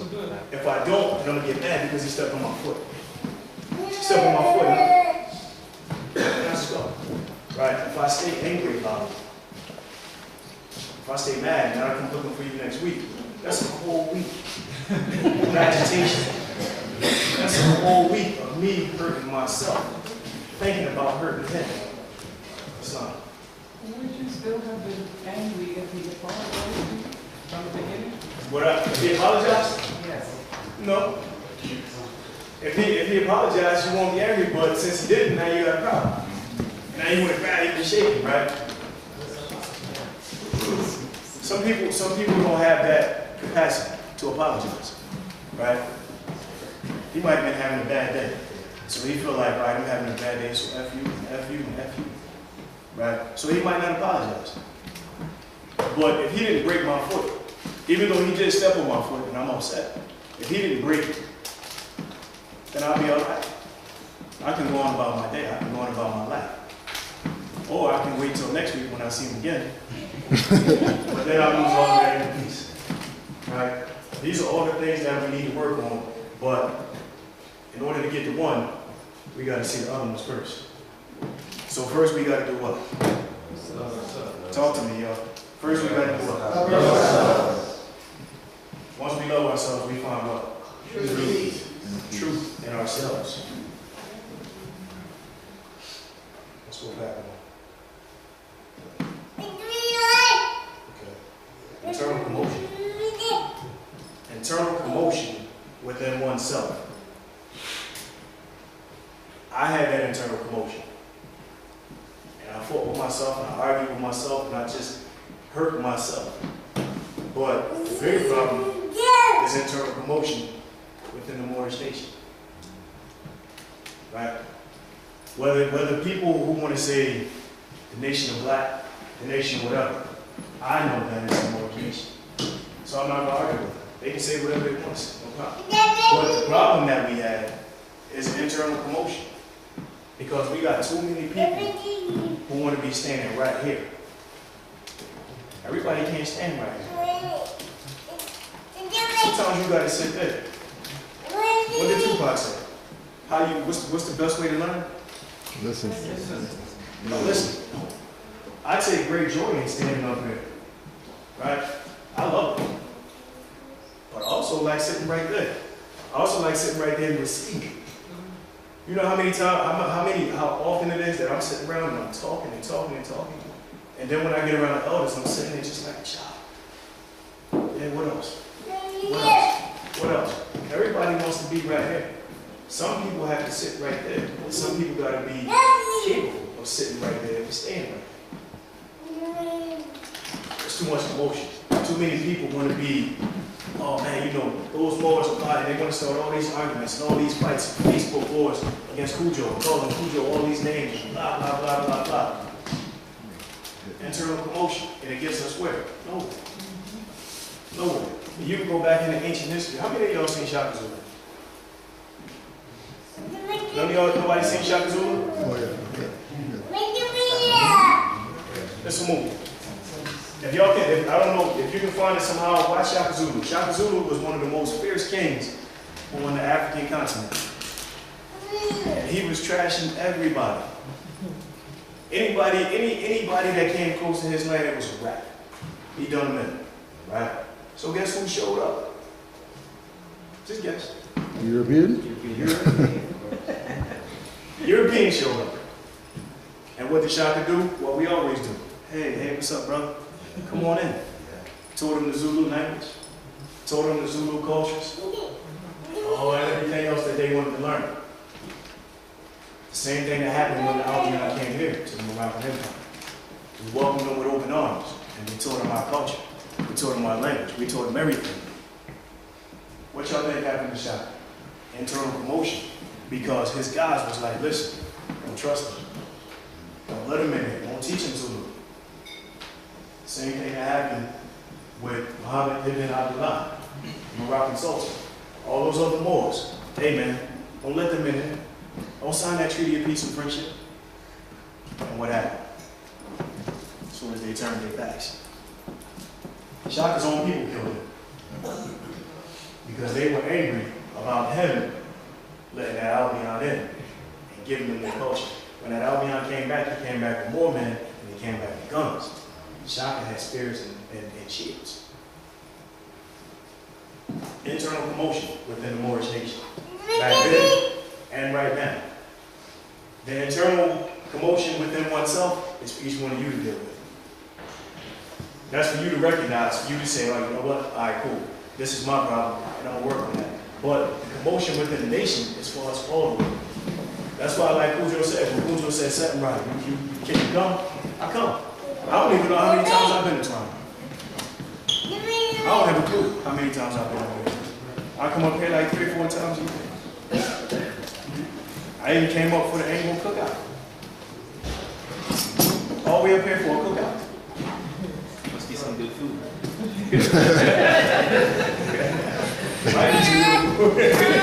but I want y'all to understand what I'm saying. I traveled all the way up here to go to a cookout. I met you at that cookout. It's my first video shoot. I traveled all the way up here to go to a cookout. Why? Because we are trying to build a nation. Right? If I have to be, I want to be that bridge between that side of the Great Lakes and this side of the Great Lakes. People can just walk right across my shoulders from one place to the next. I'm trying to eliminate internal commotion within the nation. That's why I come up here. You know how many people, you know they've been bugging me to bring Cujo to Philly. One brother said, yo man, I just gotta meet this brother. Because he seen him on Facebook. I don't know if y'all on Facebook, Cujo be stabbed. I guess that's all crazy. And that's his whole thing. I gotta meet this brother. I gotta see if he really is this way. But when we sitting around, we just sit around laughing and talking trash. Cujo ain't gonna curse me out. You know what I'm saying? But that's the internal commotion, right? Because they only see what they see on Facebook. So then they draw a conclusion and say that that's who he is. So never mind all the rest of y'all up there who don't curse me out on Facebook. Now we got internal commotion in the nation. And they ain't coming up here, they only going down there. That we have to eliminate. That we got to stop. I think we want to find peace. I think also everybody has a role to play. And they have to know what their role is as well. True. Everybody has a role to play. Like, what's that? Everybody can't be chiefs. Gotta be civilians. Something like that. Nobody got to know you. Nobody got to little use. Everybody should know what their strength is. Whatever your strength is, then assist when you can. Otherwise, just sit still and be quiet. Peace. What is your peace? Where is your peace? Where is your peace? Inside. Inside? Did you say in the gym? Where's your peace? Heart and mind. Heart and mind. Anybody else? In the trees. In the The forest. trees. In myself. I appreciate your first answer, right? Because for me, I can find peace there. For me, there's a part in the territory where I live where it's nothing but trees and water. Where I can just be. I can go running, I can go walking, or I can just sit. Whenever I had a heavy load, I can go there. Some years ago, my wife had migraines. And she was all, yeah, and sheets on the windows. Had the house all dark. You walking in, you know what I'm saying? You couldn't see a thing. Come on, put some clothes on. You going outside? I'm not going outside. So we went. And I took her to this place that I'm telling you about. And within minutes, she didn't have no migraines. After days of sitting in the house with migraines. That place is called the Wissahickon Valley. Right?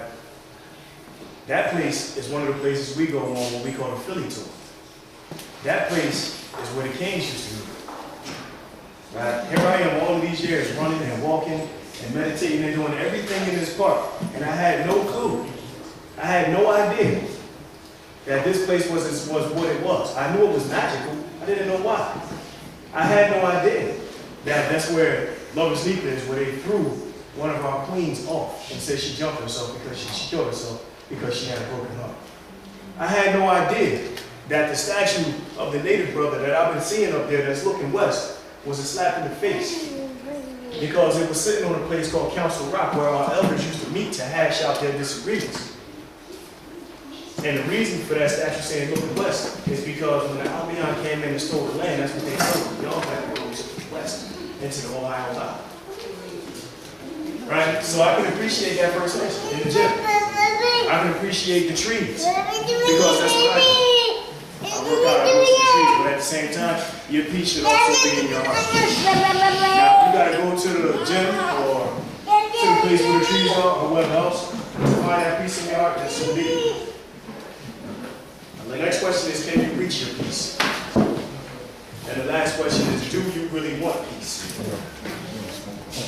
I like that question. The last question is, do you really want peace? I want that to resonate. I want you all to think about it. Freedom. Love, truth, peace, and freedom. Freedom. Now, a state of exemption from power or control of another. Liberty. Exemption from slavery, servitude, or confinement. In the Northwest is 1828. A state of exemption from power or control of another. Are we in slavery right now? I'm asking y'all a question. Yes. Are we in slavery right now? Most definitely. 100%. Right? Because some people downtown that don't have nothing else to do when they get up except go and make screwed up decisions about how we're going to live our lives. They govern. And they govern with force.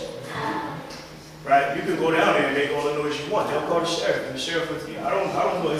How is it with police shooting brothers up there? Yeah. Is it prevalent? Is it absolutely a problem? Absolutely. We all already know what we go through. In Philly, at least 40 shootings every year from the police to a brother. At least 40. Right? Now that's a problem, because we don't have a state of exemption from the power of control of another. But, it's always a but. We can. We can. That's why I came to the cookout. To build with these brothers. That's why I sat at the Adam meeting. To build with these brothers. Right? So I can share my ideas and their ideas, and we can put them together. So pretty soon we should have a manual like this. That manual will be the remedy? The manual is not the remedy. The remedy is you. The remedy is you showing up to say, Cujo, what you need me to do? Amar, how can I help? The remedy is you saying, you know what? I got 10 extra notes. I know it ain't much. Put that in the pot. Put that in the pot. Y'all know this. Right? 5 fingers, 1. Right? Let's make 2. Let's make us and let's make y'all. Right? Because we only talking about North America. We talking about traveling across state lines. It's like me going from Pennsylvania to Jersey. That's how I look at coming to what they call Canada. What we know affectionately is Canada. The remedy is you. The remedy is y'all. The remedy is us. If we want that state of exemption from the power or control of another so that we can have this, it's got to come from us. We can't keep looking outside. We can't keep blaming Cujo. We can't keep blaming the next one. It's got to come from us. And just like the brother said a little while ago, some people got to be Indians. Some people got to be Indians. Right? But guess what? It's usually the Indians that win the war for the chief. Chief is he's the one sitting up there and he's saying, listen, I'm gonna need y'all to go around back, go that way, you go over there, you sit up on the roof and you make sure everybody comes. That's what the chief is. But it's usually the Indians that wins the war. So what's wrong with being an Indian? I'll be an Indian. I ain't gotta stand up there and talk. I can sit back there and listen. I can sit back there and throw rocks. I don't have to stand up there. I don't have to. I'm willing to accept that.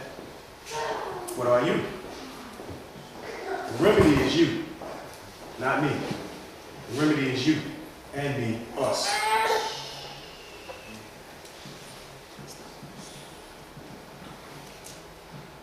Exemption from slavery, servitude, or confinement. Freedom.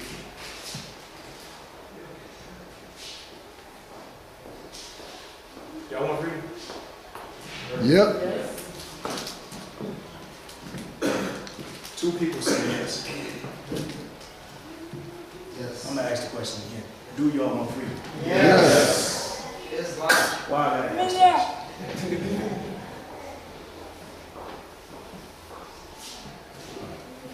When I walked up there, I said we want to do an interactive class. Someone told me that. We've had it. Let's talk. Why do I have to ask twice? Sorry. I think part of the problem is that a lot of us don't necessarily feel we have the confidence to live as free men and women. Because with freedom comes greater responsibility. And with freedom comes greater need to be competent in different areas. Because you can't run properly any community, a nation, or country unless you have confidence. And that requires deeper consideration than just being free. So your response goes back to the conversation we had yesterday. Yes, ma'am. For myself, I think it goes a little deeper. Mm-hmm. First, we have to realize that we're not free. Mm-hmm.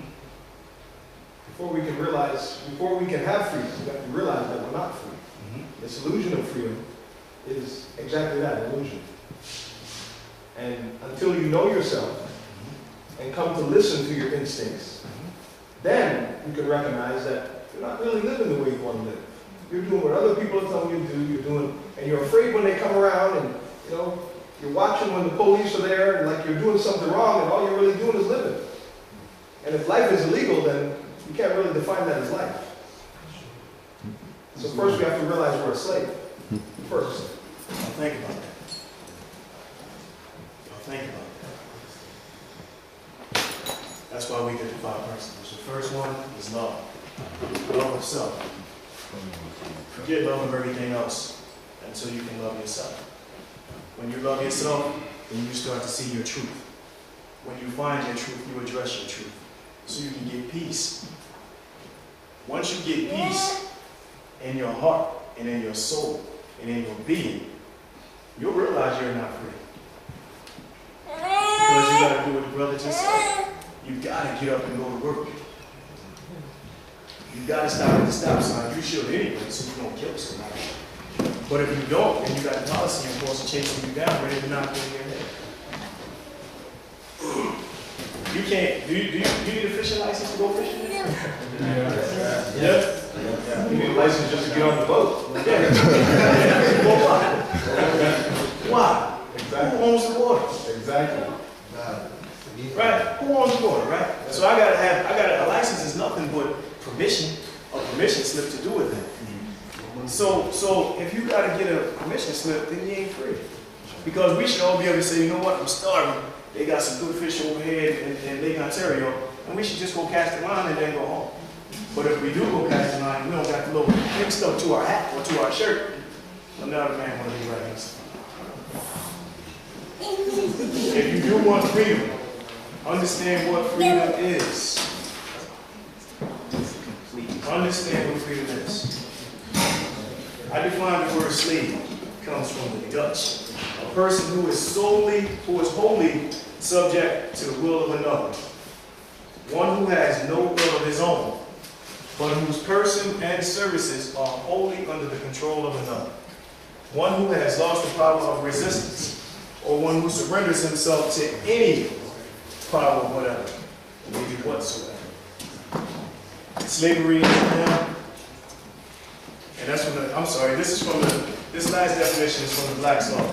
And it says bondage, the state of entire subjection to one person to the will of another. So you see that word slave and slavery is just you subjecting your will to somebody else. You're not willing to stand up on your own too you're not willing to stand on your square, represent your nationality, represent right law,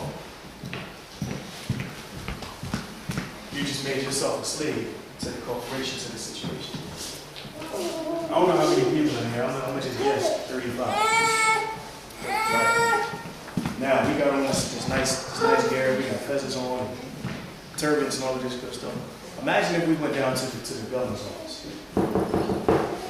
And he opens the door and he sees all of us. Hey, bro, we just want to talk.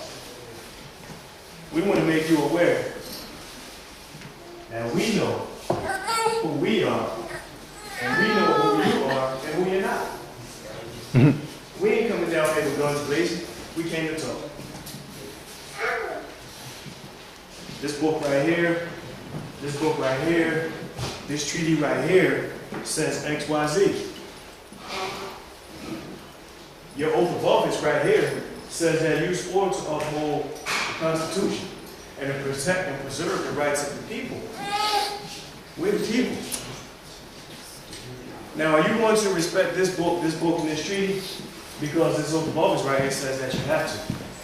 Now, if he says no to all of that, that oath of office that you have in your hand is your golden brick, or your brick of gold.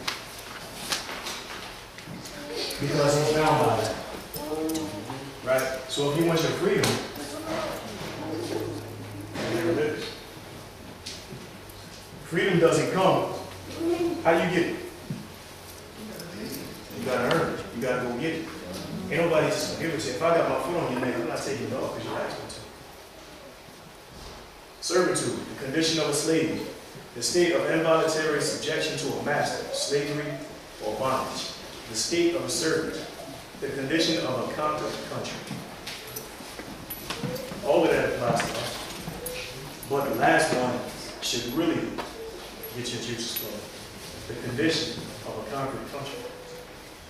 Confinement, restraint within limits, imprisonment, any restraint of liberty by force or other obstacle of necessity. Voluntary restraint. What we just talking about? Are we showing it? Voluntary restraint? Yes. Yes. Because this whole room of people ain't going to the governor's office with me, that's why. Or whoever it is, or I don't know who it is that's downtown, or that's whether he is in Ontario, or whatever issue he has. Everybody in this room ain't going. Let's go. He already knows. He already knows. Y'all already know. If you say to me, SetenRa, we going down to who is it? Who is it? Governor? Who is it? Mayor, Prime Minister, Premier. If they say to me, SetenRa, we going and we pissed off. Well, guess what? I'm pissed off too. Here I come. They already know. Now, if I navigated my vehicle, it would take me 8 hours to get here. How long did it take y'all to get to Puja? Not 8 hours. But he already knows I'm coming. Y'all said y'all want freedom. The first time I asked, only 2 people spoke up. I should not have had to ask twice.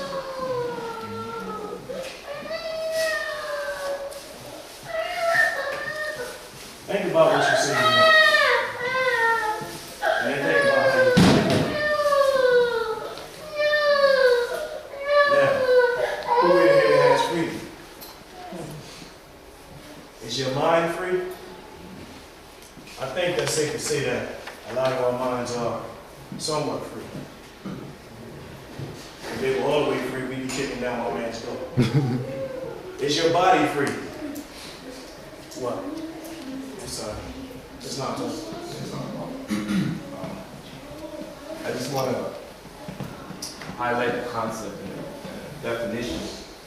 Muslim is a servant of Allah, they say in Al-Islam. And so when you look at Islam as everything other than a corporate governance, then you realize that if you look to serve Allah, then you're, in other words, looking to be free from that corporate governance. So that's, that's the Allah that we know in Moorish science. Those principles that we use to move through life and better ourselves and better our situation. So when we say that we're Moorish Americans, and we're Moors, we're Muslims, if you are serving Allah, you are free from that corporate government right away. But your perspective has to be that, you help others and you go together, like you said, and go down and show and prove. And those who know will know. Those who are in those seats will know if they see you and they know that you as a unit, as a nation, are serving Allah. There's no intent from them to even contradict you. Because nobody in the right mind tries to contradict Allah because they know what that is. Because most of them sit in their rooms with their family, tied down, etc. I hope you're listening to what I said. If you want what you say you want, it's got to come from here. I can't do it by myself. Taj told me years ago. He said, man, I've been taking my sword to my scimitar. He said, and I've been sticking the dragon in his stomach for years. He said, but the dragon is huge, and when I stick him, he just bleeds a little bit. So I need the rest of y'all to get scimitars in. And we just, from every direction, you know what I'm saying?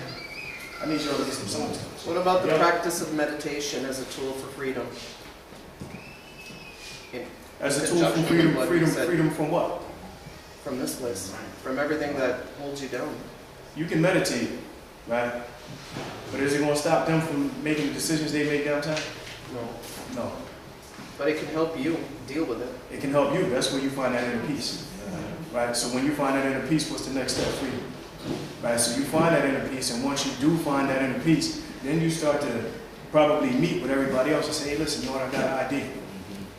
What do you think about us doing this? Or what do you think about us doing the that? Community has to be there. Right? There's got to be some common unity. There's got to be some common unity. Right? Meditation is a key, right, to finding that inner peace. But when you do find that inner peace, now something got to happen. I ain't saying go down there with scimitars and pistols and rifles and shotguns and bats. I'm saying let's go down there like this. So, you don't go and step up at the plate. There's nothing to swing at. Is your soul free? These questions that I ask myself, and these questions that I ask you, remember, in order to have reached this level of freedom, you would have had to achieve love, truth, and peace. And then I ask happiness, justice. The virtue which consists in giving to everyone what is his due. Practical conformity to the laws and to the principles of rectitude and the dealings of men with each other. Honesty, integrity, in commerce, or mutual intercourse. So, I'm going to scratch out in commerce. And I'm going to just say in mutual intercourse. Honesty and integrity. Honesty and integrity. And respect. Respect is not up there, but I'm going to add. Honesty, integrity, and respect. How do we lose that? How do we lose that? Being in dishonor. Islam. Fear. Fear. Giving into the ego. What's that? Giving into the ego. Giving into the ego. Can you be honest with me? Absolutely. Do you respect me? Absolutely. Do you respect her? Absolutely. Now, I know Troy, but if I walk out on the street and I just walk up to any random guy and I say, yo, can you be honest with me? You're probably gonna be like, man, come on. And then he gonna take me back to that angry guy.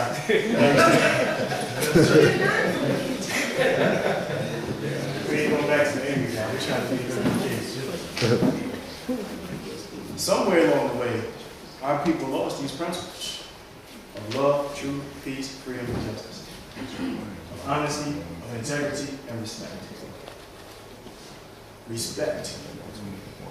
People say respect is due a dog. Right? We got people who show more love to dogs than they show to people. Right? So I domiciled back there in Philadelphia. So y'all know the old Michael Bay side. Do y'all know it was 100 degrees practically every day that summer that they brought us in Philadelphia? Do you know that them women stood out there all day with piggy signs over some dang dogs? Now don't get me wrong. I'm a nature junkie. I'm an animal lover. I refuse to even go to the zoo. I told Sheik that a couple years ago. We was riding past the sign that said Toronto Zoo that way. And I said, oh, zoo up there? He said, yeah. I refuse to go to the zoo because it's not cool. Animal caged up for my view of it, that ain't cool. But they sat out there and they picketed for a whole month in 100-degree weather. I don't know what that translates to in substance, but it's hot. And I ain't standing outside with no pig signs about no dogs. What about the how many murders we get every year? Like 400? What about these 400 people who got killed? 500? Every year. I told Cujo or Omar the other night, I told one of them, it's a shame that on New Year's Day people watch the news to see how many people got killed on January 1st. That's the nonsense that's going on back there. You know why? Because people lost respect. These principles are important. We are important. The babies that are in here are important. Y'all might think they're just sitting there. Like this little boy sitting right here. Look like he's just doing whatever he's doing. That boy is hearing everything that I'm saying. All these children in here might be doing whatever, but they hear what I'm saying. And you can't unhear what you already heard. It could be 10 years from now. They be saying, oh, he's a boy genius. Yeah, he was already born with that. His mom just kept him on the right path because he was listening to Cujo, Troy, Kenzie, and we got to get back to our principles. Love, truth, peace, freedom, justice, honesty, integrity, and respect. Be honest with yourself. Have integrity always. And always have respect. If you don't respect you, you won't respect me. If you don't love you, you won't love me. If you can't be true with you, I can forget about you being true with me. And if you don't have peace within yourself, I need to watch my back. This stuff is important. Important enough for me to be standing here, pouring my heart out, and trying to get you to understand what I understand, what I understand. Trying to get you to carry what I'm attempting to carry. Because I already know you can. The question is, do you want to? There's also a misconception of respect. A lot of people think respect is fear. Say that again? A lot of people think respect is fear. Respect is fear. A lot of people think that. They'll say, I respect cancer. I respect the police. You know what I mean? They equate it to fear. You need to respect them, you need to fear them. They respect God, they fear God. People equate respect It to fear. seems like you should equate respect to love. Right, exactly. Right? Exactly. Because if you love God, if you love your mother, if you love your child, if you love yourself, right? As opposed to equating respect to fear, it seems like it will be more sensible to equate it to love. Exactly. It's just my perception. I agree. Right? Prophet Noble Drowley made a plea to the nation. Marcus Garvey, Il Haj, Martin King, they all made pleas to the nation in one form or another. I'm standing right here, and I'm making a plea to Canaanland. Do this. wasn't physically telling you.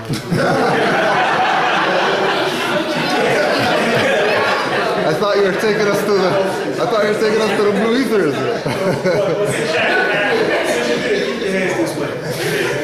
Interaction, right? Exactly. Come together. Unite. I'm willing to come whenever y'all call. You already know. I don't know how many times I've been there. And I met him only not even 3 whole years ago. Not even 3 whole years. And I don't know how many times I've been there. I'm asking y'all to do this. Not for me. Islam.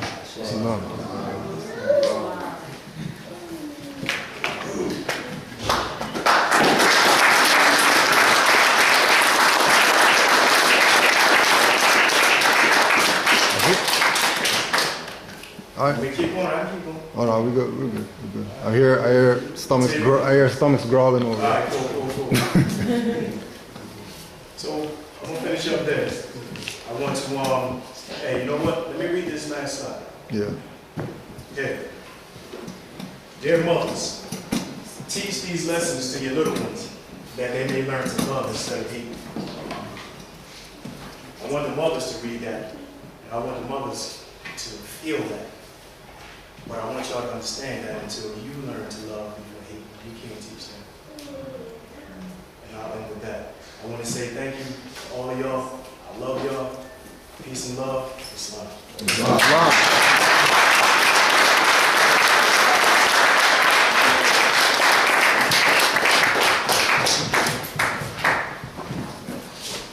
One more for Brother SetenRa Bey.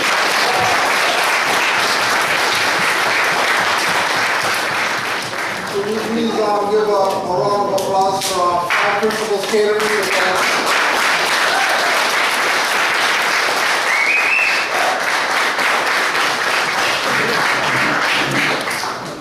Wonders in the kitchen. So to close out, like we said earlier, 4 years ago, when we were doing our classes down at Alternative Thinking bookstore, a while ago, we brought Brother Jose Pimienta Bey there when He's been out for a few years. okay, we're all years ago. Okay, all right. The author, Our Fellow Children in the New World. If you haven't gotten the book or read the book, make sure you try to get it and do your best to get it. It will clear up a lot with regard to the things that the other scholars don't really talk about, because he gets into Noble Juali, he gets into Aboriginal Indigenous culture on this side.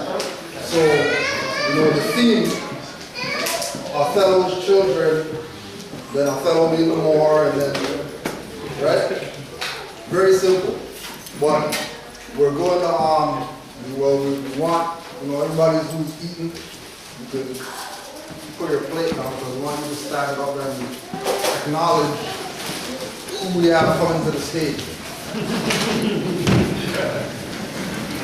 So please put your hands together for our good brother.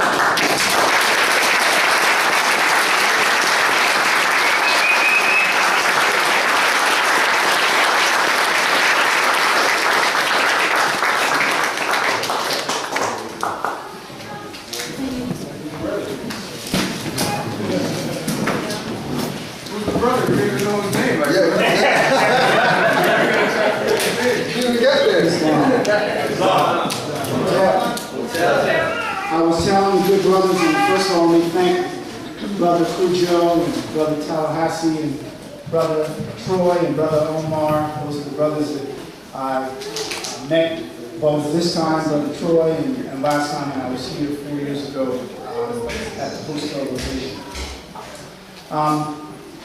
Let me say I also really appreciated what Brother SetenRa Bey said. in breaking down the discussion of love, truth, peace, freedom, and justice.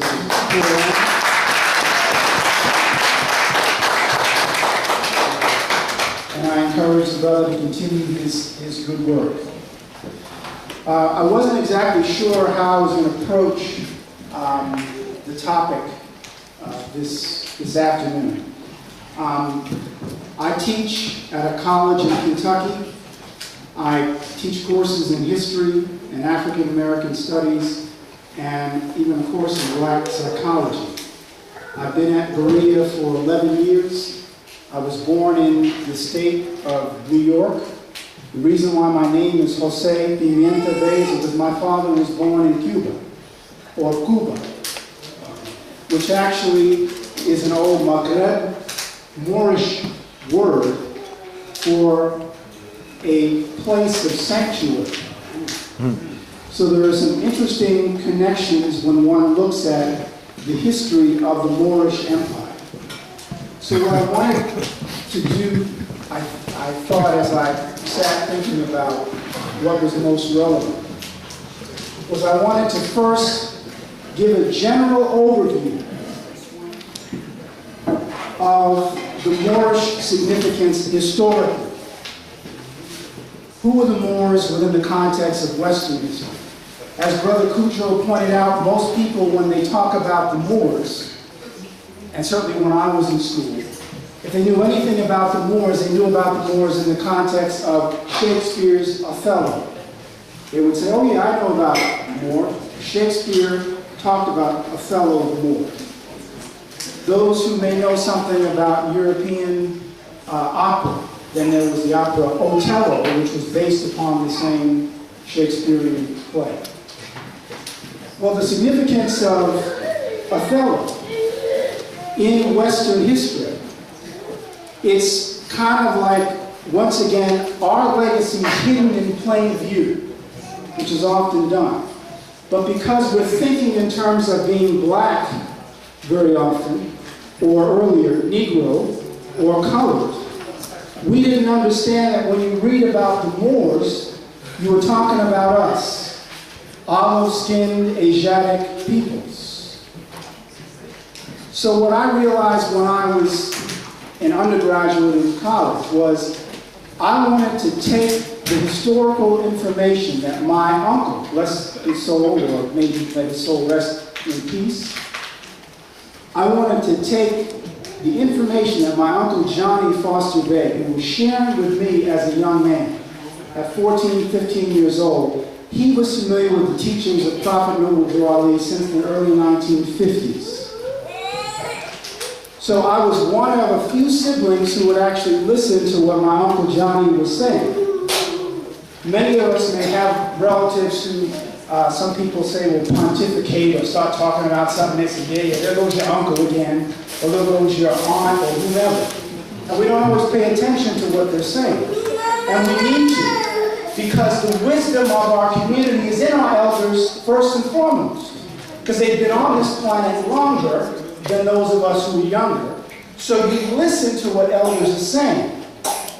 And as I don't know if you've ever heard of this European American science TV personality, Bill Nye, the science guy, he used to say, consider this, right? So consider this. At least consider what your elders are telling you. And then it's up to you to build upon what the elders are telling you, to find out what they're saying, whether it's true or not. So when I heard my uncle talk about the Moors and said that everything came out of us, everything came out of the Asiatic, I was trying to understand what he was saying because I wasn't getting that in school, meaning in public school. Nobody in public school where I grew up on Long Island, New York, was talking about the Moors. The only person that I heard, meaning in any historical context, the only time that I heard about it was again in reference to reading in an English literature class about Othello, right? Well, if you know the history of Othello, or the legacy of Othello in terms of the storyline, Othello is a Moor. He is an Asiatic, or an African, if you will, who is in the service of a Venetian ruler, Venetian city-state. Othello's wife is Desdemona, who was Italian. Othello basically becomes the general for the Venetian, for a European army. And then as the story progresses, there is the evil Iago, who is an Italian man who does not like the fact that Othello was married to Desdemona, who was also a younger woman. So as a result, Iago then conspires to convince Othello that his wife is cheating on him. But she isn't. She's not cheating on him. But Iago convinces Othello, and by the end of the play, he kills his wife, Desdemona. He then realizes essentially that he did something wrong. His wife was innocent. And then he kills Iago for convincing him that his wife was not faithful. That's the overall story. Lawrence Fishburne did a version of Othello back in the 90s. You can go on YouTube and put in Othello and watch the play. In fact, there was a modern version of it done in the late 90s called O. I don't know if anybody saw it, but it was a modern version called O that was done in the context of contemporary U.S. society. A young African-American man or Moorish-American man who ends up falling in love with a European-American woman, and basically the same sort of thing happens. But the reason that I chose the title, Othello's Children in the New World, is because I put it in the context of we as Moors, we as Asiatics, but we in particular as Moors, who don't know who we are and are living the tragedy of our ignorance. Because Othello is based upon this Moor Othello not really knowing who he is. Because if he really knew who he was, there would not have been that level of jealousy. The jealousy stems from a lack of self-love and a lack of self-knowledge. Now, keep in mind, Othello was a fictionalized version. It was born in the mind of Shakespeare. But what it's telling us is that Shakespeare was fully aware that there was a Moorish legacy in Western and European history. The Moors, in terms of the Islamic era Moors, were in the Iberian Peninsula, also known as Al-Andalus. The Moors invaded in the 8th century and then proceeded to move what was a region then largely in the Dark Ages, out of the Dark Ages, into what would become known as the scientific Renaissance. The reason why you have universities today is because the Moors set up universities in what is now Spain and Portugal and in Italy. And those institutions started to teach what we know as liberal arts. Prior to the Moors, the system of education was strictly Catholic. If you were educated, it meant that you could read and write Latin. It meant that you could conduct the Catholic ceremonies and the sacraments. And it meant that you knew, basically, hagiography, which is the biography of the saints. Now think about that.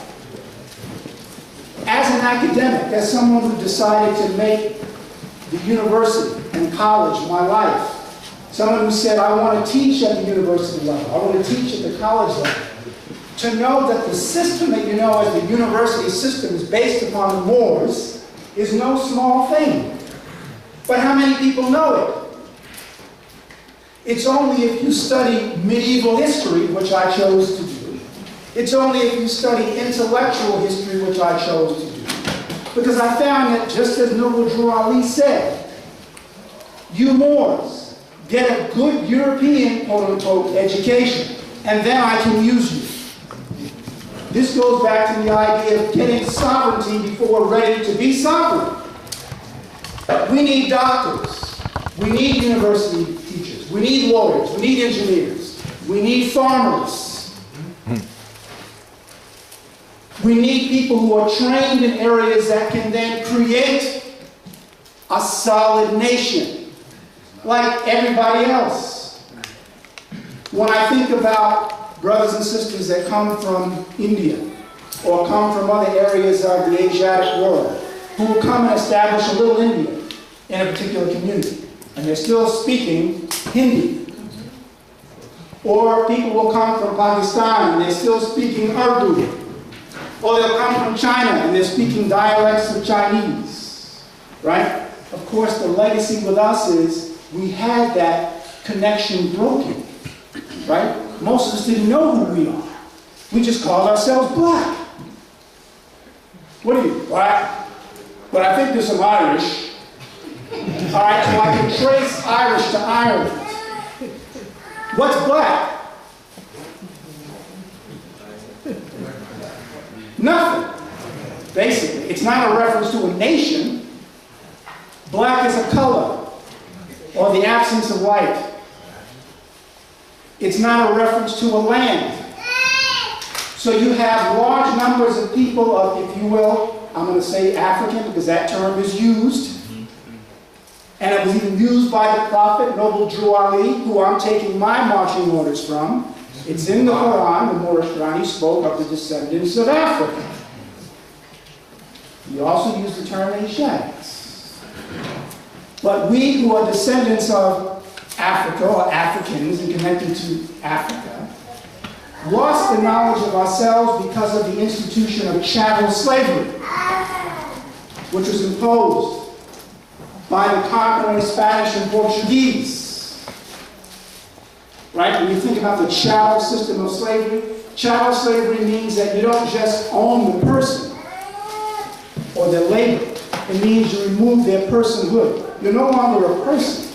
You're now an object. You're now a thing. That was the system of slavery that was imposed within the Americas by Europeans, be they Albions from England or Europeans from other parts of Europe.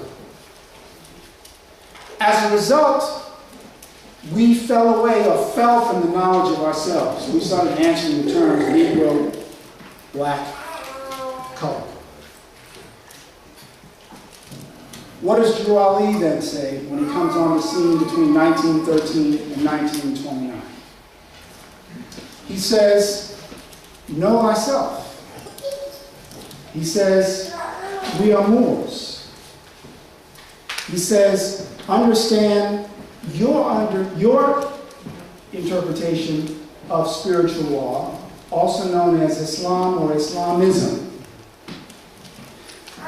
He says, we were in the Americas before the Europeans arrived. He says, if you are going to improve your condition, you have to let go of those terms that denote slavery. So you can no longer identify yourself as Negro, black, or colored. Because if you do that, what are you telling the authorities? That you're still a slave. So he says, get out from under those terms, Negro, black, and colored. You're Moors. Every nation has a nationality. What's yours? Somebody comes from Spain, they're Spanish. Somebody comes from Italy, they're Italian. Someone comes from Nigeria, they're Nigerian. If we didn't know who we were, we needed to be told. So Drew Ali says, we're Moors. But then people say, what's a Moor? Drew Ali gives a few definitions.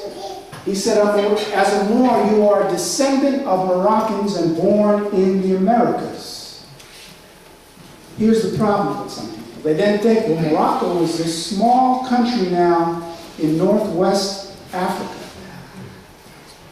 So he said, we're descendants of Moroccans and born in America. Well, I don't know that my family came directly from Morocco. And back in those days, in the 20s, you couldn't do a DNA test, right? You can do that now, find out what your lineage is. But most of us would probably say, well, and the historical evidence indicates, One, there were those of us who were already here in the Americas. Two, those of us who were brought from over the Atlantic were coming primarily from West Africa. So you got two perspectives. One is saying we as Asiatics were enslaved where we stood. The other is saying those of us who were brought on enslavement ships were coming primarily from West Africa. But how does that connect to Moors? Drew Ali talked about a divine and national movement. That's two parts. The divine pertains to the spiritual, the ethical. Just as Brother SetenRa Bey was talking earlier about ethics and integrity. How do you get people to act with greater integrity and ethics? You have to give them instruction. That's why you have elders and parents who will raise children to be ethical and have integrity. What do Christians do? What are they supposed to be doing? Rephrase that. When Christians go to college, go to church, presumably, what are they presumably doing while they're in the church? Worship, right? They're worshiping God, but what else they do? Presumably. What is a good pastor presumably supposed to be doing? Teaching them how to be good people, how to be ethical, how to have integrity. Right? So when Drew Ali sets up all these temples, he's saying you need a temple to go to so that you can be with like-minded people who can then teach from the Circle 7 or the Moorish Quran. Teach you how to be ethical. Teach you how to have integrity. Encourage you to love yourself and love one another so that you can have unity. I don't want to unify with anybody who doesn't have any self-love, and I damn sure don't want to unify with people who don't love the community. Why would I want to unify with somebody who I know is still thinking, I don't really love myself that much? Because that person, in the first instance, is going to sell you out so fast your head will spin. Because they're still working on their own issues. That's why he said to learn to love instead of hate. It's a process, but you have to be committed to the process. And again, it was so important earlier, and like we were saying last night, I happened to mention love, truth, peace, truth, and justice, and Brother SetenRa Bey then says he was going to probably discuss this afternoon, and we knew that we were in sync. We were of one mind. We were obviously connected to the higher self. The Allah in man was manifest. So, essentially, there has to be a divine component. There has to be a commitment to working on yourself ethically and spiritually. Know thyself. Ancient Kemites said it. The Greeks copied it. Then the Romans copied it. And then essentially it would be part of any university or college system that's then trying to teach people about themselves and the world. The universe. That's why they're called universities. Because the presumption is you're getting a collective basis of knowledge. So that's just an overview. What I'm going to do now is just go through a couple of PowerPoint slides that I hope will serve as prompts to address more details about what I'll be speaking about this afternoon.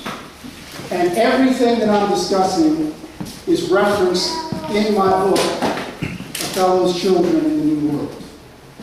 And again, part of this clearly was a labor of love. I decided, once I was a part of the Moorish science movement, that I was going to do the best I could to clarify what Prophet Drew Ali was trying to convey to the masses. Many of us got it, but I say trying in this case because many of us haven't gotten it. And part of it is because we haven't yet been able to make a national statement where we can defend our arguments. The Moors very often are seen as part of a sect or a cult and not something that has any true validity. It's like, what historical and defensible arguments can you make for saying you're Moorish? That's what the book is about. That's what this lecture, a part of this lecture, this talk and the sharing is going to be about. Behind me is a photograph of Drew Ali taken in 1929, standing in front of the American, or the U.S. flag. The flag representing the United States of America. And I'm not going to get into a discussion of issues of corporate law, admiralty law right now. I'm going to speak from essentially what I know regarding the history of Drew Ali and Moorish Science Temple as a movement. And then we can get into other discussions later. So I'm going to use those terms, U.S. or United States. Drew Ali, when he sets up this organization in Chicago between 1926 and 1929, he was seen by the authorities as essentially taking the uneducated, so-called Negro black communities and raising our awareness of ourselves. Now, again, the situation here in Canada, I know, is different, and I'm excited to hear more about the Canadian perspective, or the Canaanland perspective, on Moorish identity. So I'm here as much to learn as I am to share what I know. From the perspective of Drew Ali, who is at that time living in the state of Illinois, in Chicago. He raises this movement. The only reason he's able to raise the movement is because there was a forerunner. Who was the forerunner? Marcus Garvey. Marcus Garvey, right? Marcus Garvey had essentially primed the pump. He had laid the groundwork for Drew Ali to then come in and take it to the next level. Because Marcus Garvey is talking about Pan-Africanism. He's saying, and I'm using the terms of those days, he's saying that the Negro or the black communities of the world need to recognize their interconnection. Wherever there's a black person, there should be concern for that black person. In other words, what he's saying is he's not limited just to what's happening in Jamaica, which is where he's from, or even in New York, where he establishes the headquarters for the Universal Negro Improvement Association and African Communities League. That was the full name of that organization.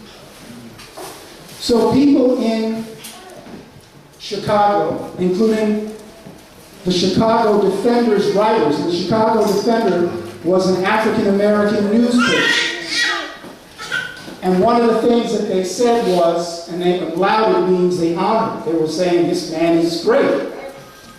The Chicago Defender lauded, honored Ali, stating, this organization is playing a useful and definite part in advancing the sacred obligations of American citizenship. So they're seeing his movement as something intended to make better citizens.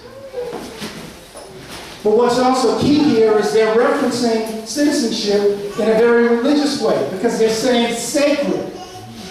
The sacred obligations of American citizenship. So they're pointing out this man is trying to turn these made in America Negroes into responsible citizens.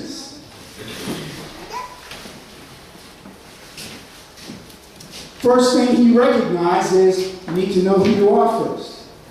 Because the Europeans in the United States, in the colonies, are not going to really respect you unless you know who you are. Most of you know there's a very strong Masonic connection to the founding of the United States. Most of you may know that there's a very strong connection to Masonry throughout the Western world. Europeans, as Masons, understand that there is a spiritual science. That's why they become Masons. No shock for me when I found this. I look up the coat of arms for Mason when I'm a graduate student in the 1980s, and I see that Mason, the coat of arms, shows a Moor. Those are the Masons of Great Britain or the United Kingdom. Mason means son of a Moor. The fact that there is this Masonic element to the founding of the United States means that there is an aspect of our spiritual science connected to European communities that try to create, as they put it, a more perfect union. I'm speaking, if you will, from the American historical perspective. We want to form a more perfect union, right?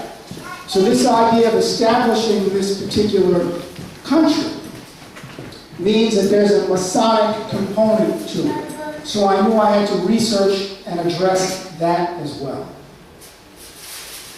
Drew Ali then says, if you assert your Moorish nationality, you will find that the laws of the country will protect you better than if you don't. So what do I find when I start looking at legal history? Legal cases where people were defining themselves as not being black, not being colored, saying that they were Moors, saying that they were Cherokee, saying they were Pamunkey Indian, saying they were Choctaw, saying they were Narragansett, saying that they were referring to nations because they understood that under U.S. law, if somebody was part of a nation, they were protected by the federal Constitution. The United States is a democratic republic. Republics have citizens, aliens, and slaves. That's the nature of a republic. So if you're a citizen, that means you have access to all the rights and obligations of the republic in which you live. If you are an alien, then your status is determined by what type of alien you are. Right? You might be waiting to become a citizen. You might be a resident alien, but you don't have the rights of a full citizen. The last one is slave. Right? If you're a slave, you're a non-person. So you have no rights under the Constitution because the Constitution doesn't recognize a slave as a citizen. You are a non-person. Drew Ali talked about the 13th, 14th, and 15th Amendments. Again, U.S. history. 13th Amendment ended slavery unless you were imprisoned. Basically, that's what the Constitution says.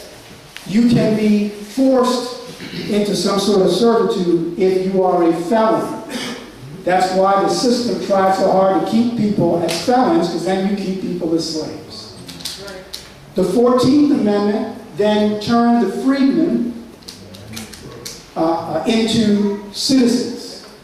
Because now you freedmen, who were formerly enslaved, are now citizens. The 15th Amendment then gave the freedmen the right to vote. What did Drew Ali say? Yeah, the 14th Amendment was necessary for our salvation. That's right. He said the 14th Amendment isn't necessary for your salvation. Why? Because if you are a Moor, you have a nationality. If you have a nationality, you're recognized by the Constitution as a person. If you're a person, you already have the rights of any other citizen who's born free in the United States. under the federal Constitution. Now let me be clear here. I'm talking about the federal Constitution. Here's a new perspective, maybe not new, some of you may be familiar with this, but here's another perspective on the Civil War that was fought in the United States. Civil War is fought because many Southerners, many quote-unquote white Southerners, and white, by the way, is a caste, it's not a race, okay? White is a caste. A caste means your status, your political status, how many rights you have within a given structure. In India, there's a caste system, right? The Brahmins, Kshatriya, Vaishya, right? And then the so-called untouchables, or the Sudras. But this idea of a caste system meant that if you were white, you were part of the ruling caste. That's why if you go to the Charleston, South Carolina registry, they don't say white race. They listed people, it explicitly says, and I pointed out in my book, the white caste. You had people of African ancestry who were designated as white. The federal government recognized a person as white by virtue of their nationality. The people designated as black or Negroes were those whose personhood was lost or taken. So the idea of somebody being defined as white meant that you were empowered by the Constitution. That's why Drew Ali had respect for the U.S. Constitution. But here's the problem. European American Southerners who had the system of chattel slavery wanted to maintain that system. They didn't want to lose the enslaved persons that they had. They start writing state constitutions intended to remove any access to power by those who were non-European. But as Benjamin Curtis, in his dissenting opinion, in the famous Dred Scott case of 1856, Benjamin Curtis was a European American from Massachusetts, who's on the Supreme Court, and he basically points out in his dissenting opinion, he said what the Southerners are doing is a violation of the Constitution. This is then the issue of states' rights versus the federal government, right? States' rights versus federal government.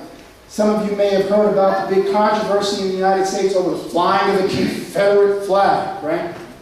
People are upset because they want to fly the Confederate flag, and many Asiatics who are conscious are saying, why are you flying the Confederate flag? Don't you know that's disrespectful? That's a symbol of slavery. And Southern Europeans very often are saying, no, it's not. It's a symbol of my heritage. Yeah, your heritage in what? Well, the Southern way of life. What was the Southern way of life? Slavery, right? The maintenance of the system of chattel slavery. So let's just be real. You wanted to maintain a system of chattel slavery. And as a result, you went to war. Charleston, South Carolina, I'm going to use that example again. In the 1820s, they passed a law called the Colored Mariners Law of 1822. The Colored Mariners Law. This law said that when ships came into port in Charleston, South Carolina, if any of the sailors who were on board that ship were colored and got off the ship, they were subject to imprisonment and/or enslavement by South Carolina's authorities. Now that's the state of South Carolina in 1822. The federal government says to South Carolina, you can't do that. You're saying that any colored sailors that get off the ship can be imprisoned and/or enslaved. You're a state. You don't have the right to make treaties.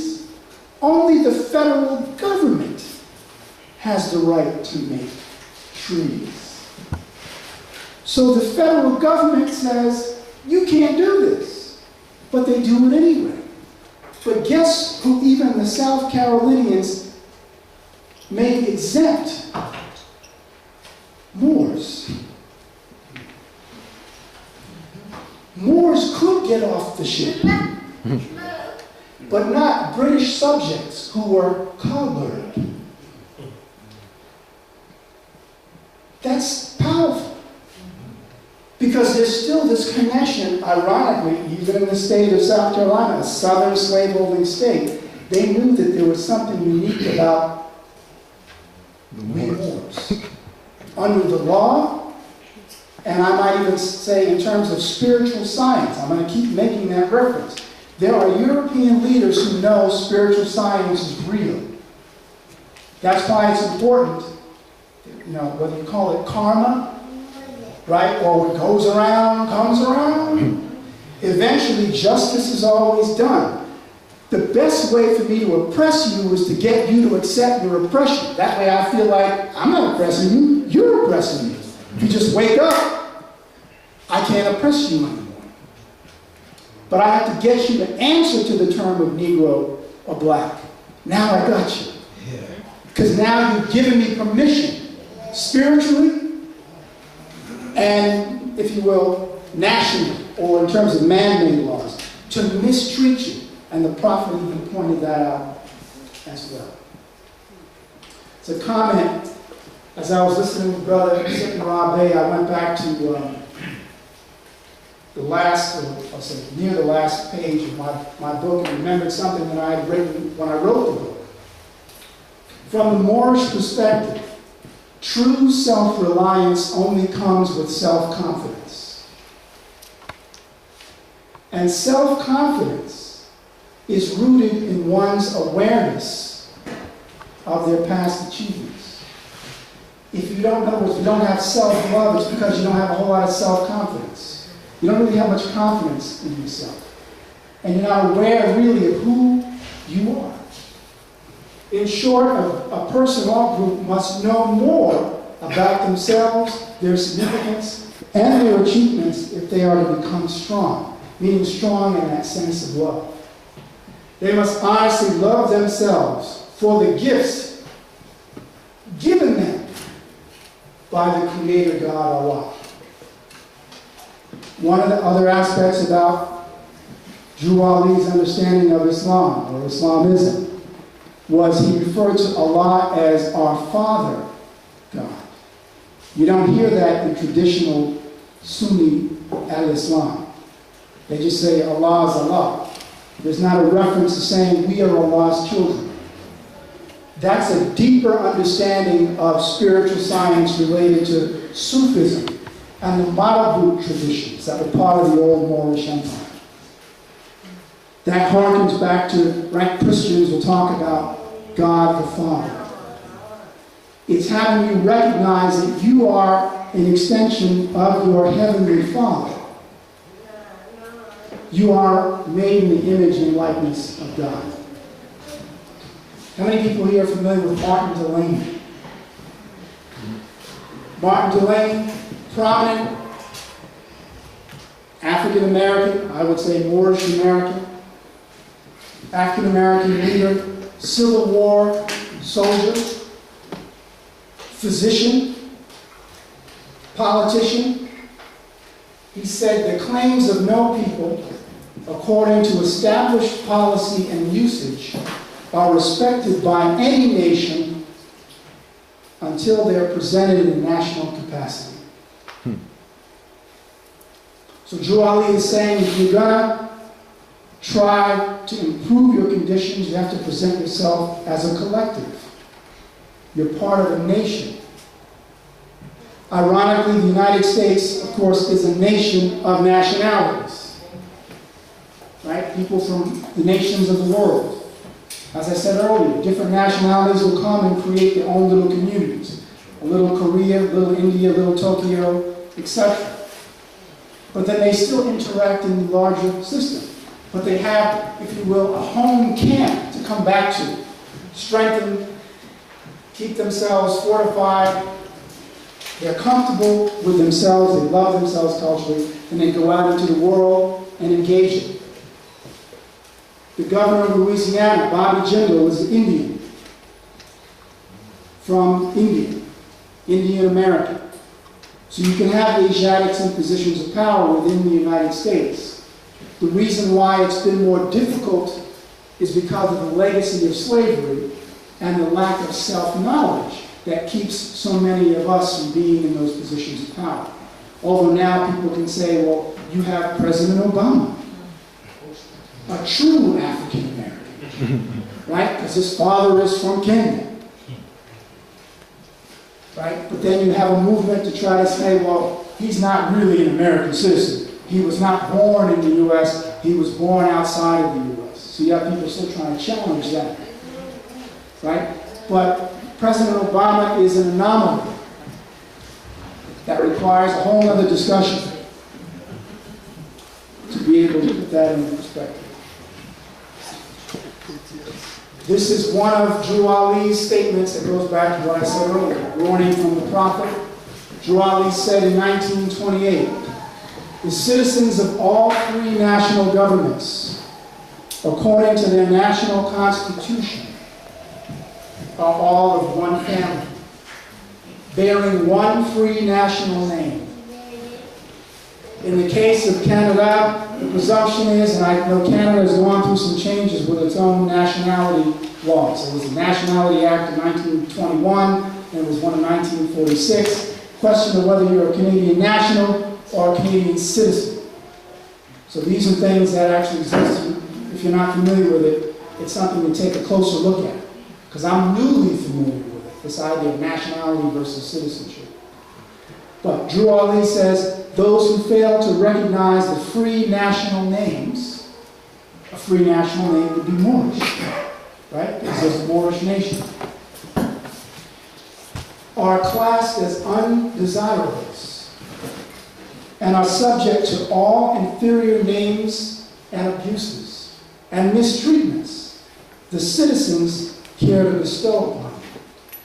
So this is Drew Ali saying, if you choose to answer to terms Negro, Black, and colored, the citizens of the country in which you live can do whatever they please to you, because legally, you're undesirables.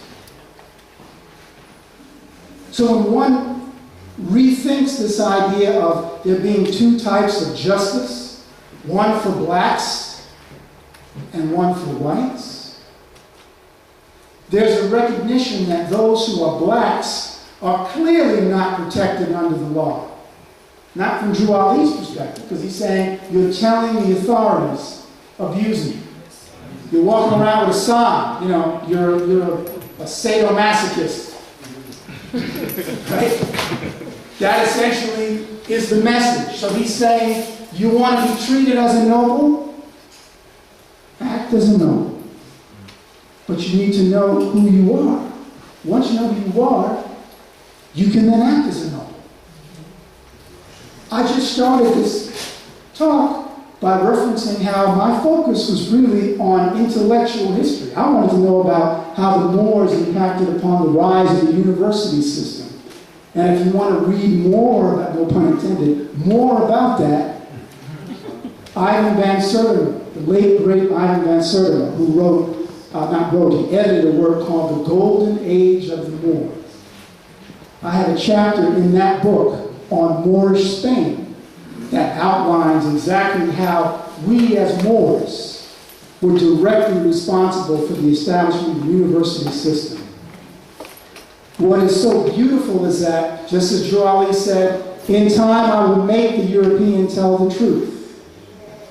And so I turn on PBS one day, and I see Bethany Hughes, who was an English woman, historian from Cambridge University, and she's the narrator for When the Moors Ruled Europe.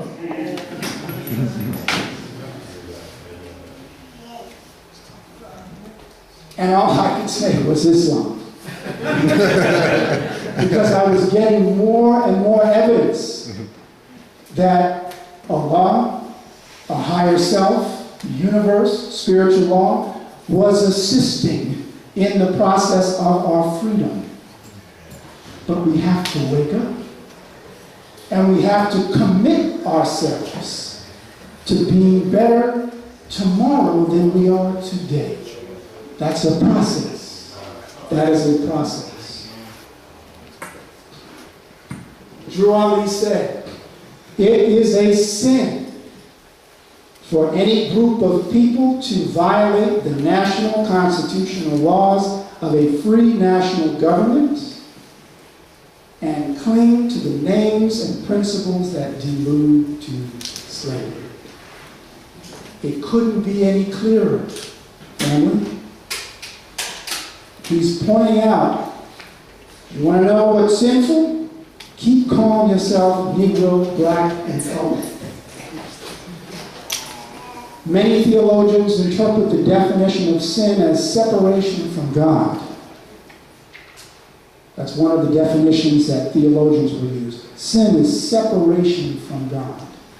But separation from God then means also separation from your Father, or separation from the knowledge of yourself. You're no longer affirming who you are, and that's considered sinful.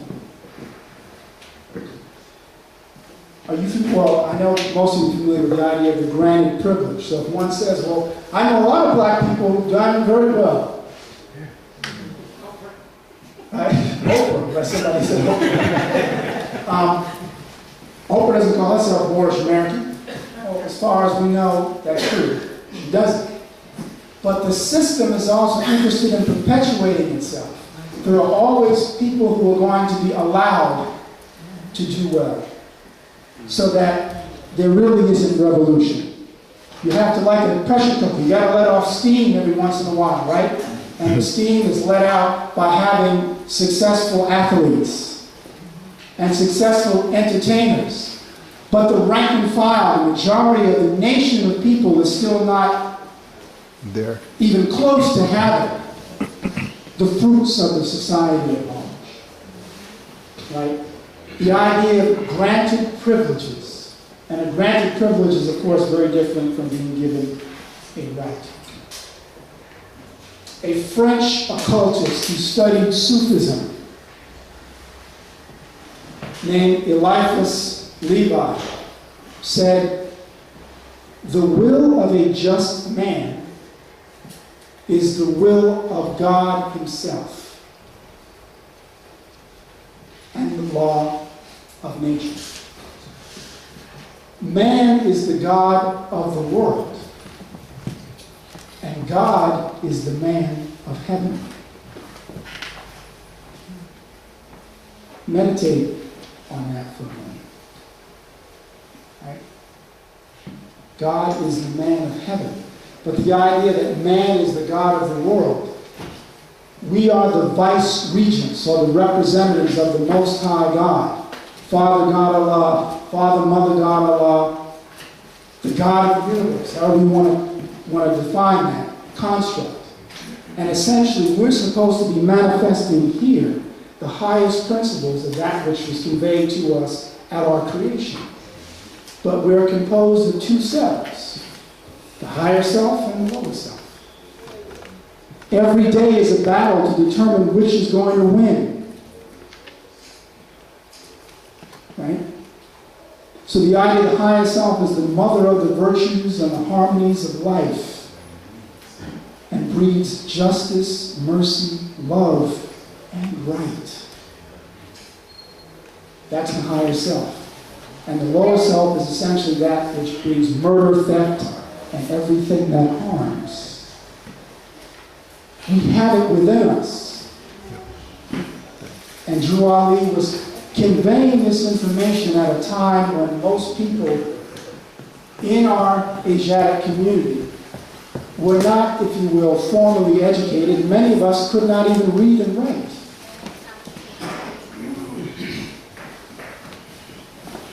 Carter G. Woodson, who was an alumnus of the college that I teach at. How many people have heard of Carter G. Woodson? Yes. Carter G. Woodson, if you haven't heard of him, at least get this book and read it, and then you'll know why I have so much respect for him. Carter G. Woodson wrote a book called The Miseducation of the Negro. He was a historian, but his style of writing about the miseducation of the Negro was to show its psychological impact as well. How essentially Negroes are made in America or made in the West and don't have a true knowledge of self. Woodson said the mere imparting of information is not education. If I just give you information, I'm not necessarily educated. He said the effort must result in making a person think and do for himself or herself. Education should lead to action, right? Or remedy. The idea of action means that you have to do something actively to change the conditions so as to improve them. He also said if a race has no history, if it has no evidence of tradition, it stands in danger of being exterminated. If you have no history, then you are nobody. If your emphasis on culture is gangster rap, yeah, we got culture. We're gangbangers. As Brother Cujo talked about earlier with the hip-hop. And our hip-hop was meant to be conscious. It was supposed to be waking people up through the power of the spoken word. Nomo.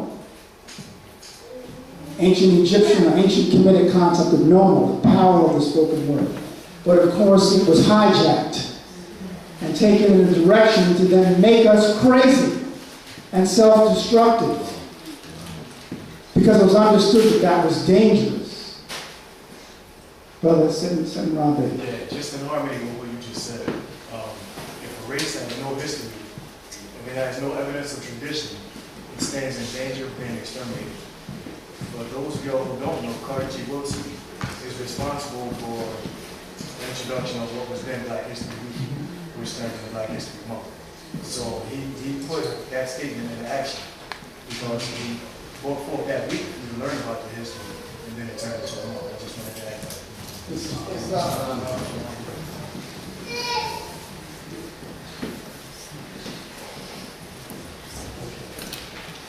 Citizenship. I pointed this out before, so that with citizenship comes rights and responsibility, and such requirements are a part of the responsibilities of any good citizen. And then I made reference to Benjamin Curtis earlier and the Colored Mariners of 1822, Colored Mariners Act. Again, whether you read about it in detail in my book or find it elsewhere, it's of course up to you.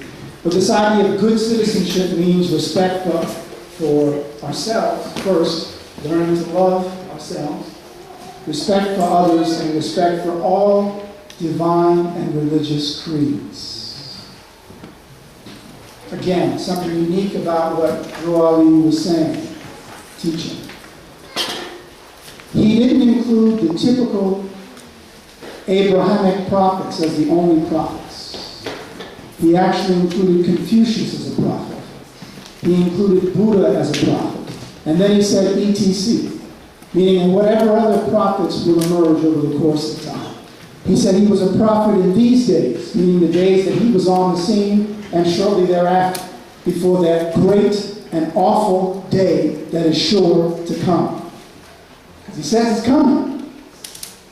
Great and awful. Great meaning it'll be good in a great sense, like wow, but awful in terms it will inspire awe. Oh wow. It's a good thing we came into the knowledge of ourselves. Now, how exactly that will look, I can't say for sure, but we can talk about it. Okay. This, just a quick reference again to Moors. I think most of us already know what we're talking about. Moors largely been used to describe so-called black, Africoid, or Afro-Asiatic peoples in countless European histories. things known as books of heraldry, which give you coats of arms that reveal the Moors. When I first started teaching this in the late 80s and early 90s, there was essentially nobody talking about this. And I realized that that was why it needed to be done. Now I'm actually glad to see that when I go on YouTube and I see so many other brothers and sisters now who are talking about the Moorish legacy. But that wasn't going on in the late 80s. And again, it just goes to show you when you do something in the interest of your community and love, truth, peace, freedom, and justice, it bears fruit. You have an impact. You leave a favorable impact, which is essentially what we're all supposed to be here to do anyway. Of course, we know about the connection to the Moabites. And again, since I wasn't exactly sure, and I try to get to the entire audience, I don't always know if the audience knows as much about the Moorish science temple movement, so I will include slides that help to clarify, just in case. But Moor, as Drew Ali pointed out, has direct roots to the Moabites, reference to the Moabites of the biblical Moab and the son of Lot. Moab was an ancient kingdom in the region of the Dead Sea and lower Jordan River in what is now the country of Jordan. And I've been to Jordan as well. The term Moabita and Moabitarum were actually terms that the Catholic Spaniards used to refer to the Almoravids. The Almoravids are one of the dynasties that occupied Al-Andalus, or Moorish Spain.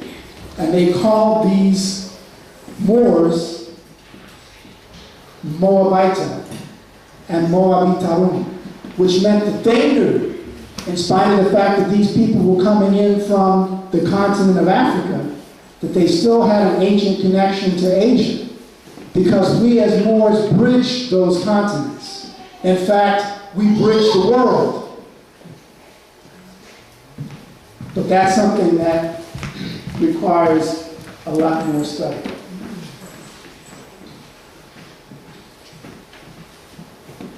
Hassan ben Muhammad al-Wazan al-Zayati, also known as Leo Africanus. He was a Moor who ended up converting to Catholicism, or at least on the surface. He was captured by a Venetian fleet, and it was in a town, might have been Genoese, but it was from what is now present-day Italy. And he ended up being enslaved, but he wrote a history of the Moors. And then that was translated from the Latin into English by John Pori, who was an Englishman. And so Pori is quoting Leo Africanus, which was his Christian name. After that means quote unquote. He said this part of the world is inhabited especially by the Africans or Moors. So he's saying Moor and African is essentially synonymous. But he says Moors, meaning properly so called. Your proper name is Moor. African is secondary. Moor is primary. Which last are of two kinds. He talks about namely white or tawny Moors and Negroes or black Moors. Here's where the pigmentocracy starts to creep in. What I often talk about. The pigmentocracy, where Europeans start to make classifications of Moors based upon who's lighter in complexion and who's darker. The process intended to emphasize divisions. The old Roman adage, divide and conquer, divide and rule. So this finds its way even into this English translation. When in fact the Moors just said, if you're a Moor, you're a Moor. We're not pointing out whether you're lighter or darker in complexion. You're just part of the family. But this is telling us too about this process of division. I'll just pick two of these, and again, I know I want to stay on time. I'm probably going to speak for another 15 minutes, and then I'll open it up for questions and comments. But if you look at dictionary definitions, they're very telling to see what people thought at given points in time. European dictionaries, the English Dictionary of 1599 and 1617, defined a mulatto as the child of a Moro, or black Moro, and one from another nation. Any other nation. Bailey's Dictionary, 1728 to 1761 says, one born of parents of whom one is a Moor and the other of another nation. Dutch Dictionary of 1771 uses both Moor and Morian as general references for all Africans. It states Negers, Negers, Ethiopians, etc. were only examples of Moor. So again, it's saying the proper term is Moor for people who we know are clearly African, or Africoid, or Afro-Asiatic, however you want to frame it. But something happens by the middle of the 19th century. By 1844, 1845, Dutch dictionaries reserved the term Moor for North Africans only. There's the divide and conquer. There's the divisions. In other words, they're saying before, we don't care what part of the continent you're from, you're a Moor. By the 19th century, they're saying, no, actually, Moors are only those people from North Africa. Why? Because they're lighter in complexion. We Europeans, in this context, we're color struck. We're obsessed with pigment. We're arguing that your inferiority is based upon your being darker in complexion. Why? As a justification for slavery. We got to justify why it's happening. It's because you're all inferior. But what about the Moors? Yeah, but that wasn't you. That was just those light complexion North Africans. There's always a psychological dimension to how history is largely conveyed and taught. And that's what's going on here. And Islam. So even with the landmass, we're talking about there's a Middle East now. Exactly, the Middle East. I still have students talk about, well, Egypt is in the Middle East. I said, all right, tell me what continent that is. We talk about the continents. Well, it's on the continent known as Africa, which borders Libya and borders Sudan, which borders Ethiopia, Abyssinia, Kush, Meroe, Aksum. Clearly African, but that's part of the process of trying to psychologically pull your mind away from Africa when you think of anything great. So we look at Africa now, and Africa is a hot mess. Much of Africa is a hot mess, but how did it get that way? Frantz Fanon talks about the colonized mind. You can't talk about Africa's present condition and to say the reason for this condition is because the people are inherently inferior. No, the reason for this condition is because of colonialism and slavery, largely. Yes, there are individual African rulers who chose to go along with the European corrupt system. Dirty Moors? Or, if you will, dirty Moors, right? But the reality is the foundations for that were laid with chattel slavery and colonialism. Again, that's why one needs to be a student of history on some level to really make sense of it all. I'll just jump to the third bullet point. Legal and social redesignation of Moors in conquered Andalusia. One of the things that the Spanish Catholic authorities knew they needed to do was once they conquered we Moors, they then had to reclassify us. Before we were Moors or Moors, we then become Moriscos, which means little Moors. We then become Mudehars, which means the broken ones or the tamed. And eventually we become Negros, black things. What language is that? Mudehar is actually Arabic. It's Maghreb Arabic.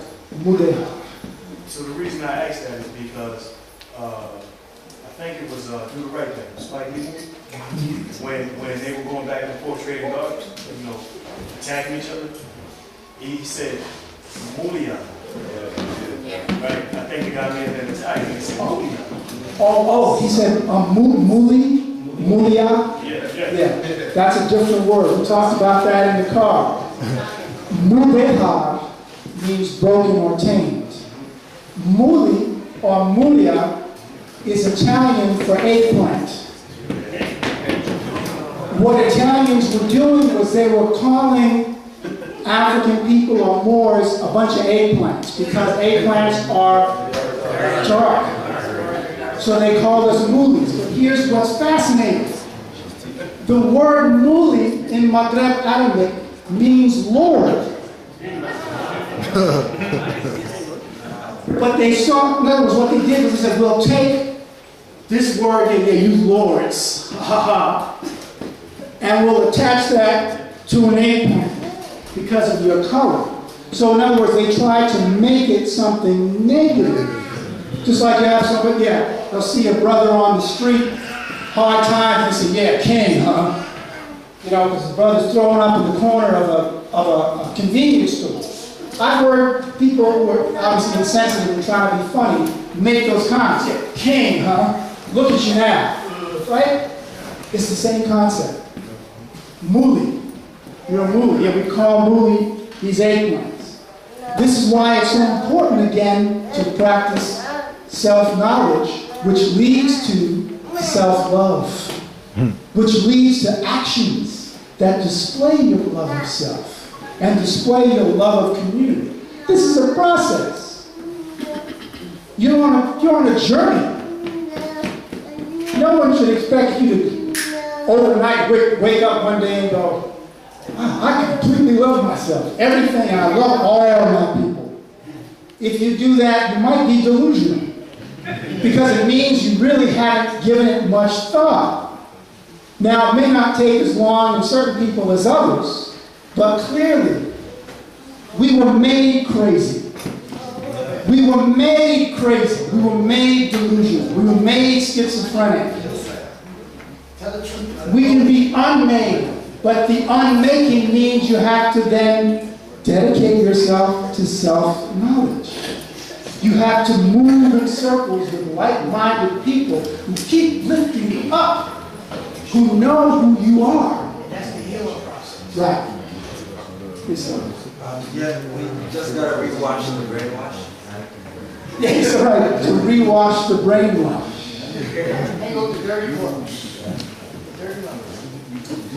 One of the other things that I thought was interesting, again, in the process of this research, remember the prophet talked about the uniting of Asia, right? And the prophet talked about other Asiatic communities being a part of us, right? I'm speaking in reference to the Moorish Quran.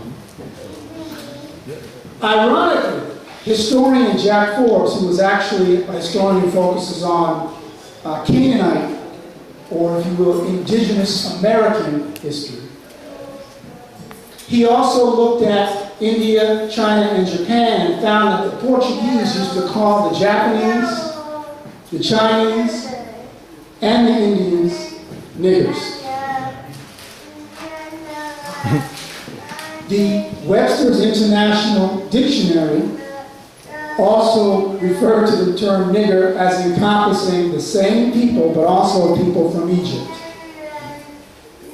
So it's understood that on a subconscious level, Even those who claim that the ancient Egyptians are not related to African or so-called black people, they know better. Right? They know better. Orlando Patterson. He's a sociologist at Harvard that talks about what he calls social death. He says that the African community or the so-called black community has undergone social death, meaning we have lost, we've died to the knowledge of ourselves, and other people essentially don't see us as having any real value. But early on, I spoke with him when I was at a conference in Berlin a few years ago. And I asked him about this quote from his book on social death. He said, "I refuse to call any Euro-American or Caucasian person white, and I view with the deepest suspicion any Euro-American who insists on calling Afro-Americans blacks." Now, keep in mind, he's not Moorish American. He doesn't have a Moorish perspective. But what he is doing is emphasizing, at least that there's a reference to Africa through Afro, and a reference to Europe through Europe. What he's saying is, those terms, black and white, are problematic. He's seeing this as a sociologist who is not part of Moorish science.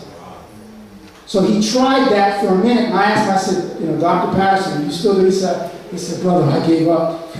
He said, I tried. He said, but the majority of people keep going back to calling folks black, calling folks white. He said, I basically just gave up. Yeah, put that there. Yes. When you were in Berlin, did you go to Moore Street? No, I did not, but I'm familiar with it, yes. Excuse me. I was in, oh my goodness, right off the North Sea. Can't believe I forget the name of it. Oh, wow. It'll come back to me later, because there was another place where I saw a statue of a Moor. And this wasn't St. Moritz. You know, St. Moritz Maurice, who was in Magdeburg. Yeah, and Würzburg. And there's a school, and there's a man who covers with his image on it. it. That's right. Yeah. Again, these are things that are kind of hidden in plain view, right? Names like Moritz, which clearly is a reference to the Moors. White supremacy. I know you're familiar with Dr. Cornel West. Maybe with Dr. James Cone. James Cone is an African American by his designation, theologian. He wrote a book called The Cross and the Lynching Tree. The Cross and the Lynching Tree. James Cone is referred to as a liberation theologian. He's a Christian. He talks about how the two most powerful symbols in American history, when it comes to the Asiatic, or specifically the African American or Moorish community, he says are the cross and the lynching tree. The reason is because he's pointing out the impact of Christianity, right? Christian values, presumably, on the impact on our community. And then the lynching tree, because lynching was so much a part of American history in the South. I don't know if you all know this. And again, here's a difference between, say, Canada and the United States. To my knowledge, Canada didn't have a legacy of lynching like people would go hunting, like they go hunting for squirrel. In many parts of the southern United States and even in the Midwest, people would go out and hunt quote-unquote Negroes for fun. It was something you did if you were bored. And then you'd have a picnic. Worse still, people would then take photographs. I could bring it up, but I won't now. But postcards from the early 20th century that were made by the perpetrators. So imagine that. You murder someone. You make a postcard, and then you send it through the mail. And you say things like, this is what's left of that nigger, at the party or the picnic we had in Waco. That is incredible. That essentially were the conditions that the Asiatic, the Moorish community was dealing with at that time. If you look at this from a legal perspective and a spiritual perspective, from Drew Ali's perspective, you could say these are the consequences, essentially, of a lack of self-knowledge, the sin and disobedience. That's why clearly he was needed. I'm going to actually stop talking in a few minutes. I actually can't even see those folks around. It's probably too small. But these are from J.A. Rogers' books, Nature Knows No Color Line and Sex and Race. But in each of these coats of arms, there are names that have Moor as the root word. Morin, Morlo, Morley, Morlan, Morion, Moorburg, etc. I was just reading in Ancient Modern Britain that a lot of the coat of arms are of the lords that had fought against the Moors and conquered that part of the land, so then they took their heads and stuff. Exactly. Some of the coats of arms that you see are showing essentially the end result of battles with the Moors. Right? Ironically, there's a dish in parts of Latin America called Moros and Cristianos, which is black beans and white rice. And ironically, I had a brother from Maryland call me the other day. He's been part of the Moorish community for some 34 years. And he was saying, brother, I just looked up why people eat black-eyed peas on New Year's. He said, and it appears that it's a celebration of the conquest of the Moors by the Catholics. I said, really? Now, again, I say all the time, I know a lot, but I don't know everything. So that was something that I said, that's powerful. I said, that's true. We need to follow up on it. Also, the croissant was made after the Moors were defeated. So the Christians were defeating the crescent. So they made a croissant. Oh, get out here. What the brother said, I'll tell you what the other side of that is, what I learned. The croissant was really celebrating the conquest of the Ottoman Turks by the Austro-Hungarians. So really the crescent was more representative of the Ottoman Turks than it was we as Moors. But it certainly was the Christian celebration of the defeat of the Islamic peoples. Hence the croissant by European French men. Yeah, just as he was talking about the postcards and pictures and stuff, there's a book called Without Sanctuary. Yes. This book is a display of all of these postcards that these Europeans made, pictures and letters and images. It's about that thick. It's a book for dimensions. If you got a weak stomach or you get angry at don't read it. Oh my God. It's called Without Sanctuary. Without Sanctuary. Without Sanctuary. So getting back to the Black Eyed Peas on New Year's Day, is that where the celebration of New Year's being January 1st came from? That's what this brother had implied. But again, he just told me this day before yesterday. Okay. So I promised him that I would research it and then come back and tell him what I think. Islam. In Cuba, they say that black eyed peas. I'll repeat it. In Cuba, they call black eyed peas and rice morals and Christians. That's what I just said. Yeah. Yes. Okay, you had mentioned Moorishko, and what I understand by Moorishko is, I think, if I have it understood correctly, is a Moor who practices Christianity. But also, what you had mentioned are disobedience.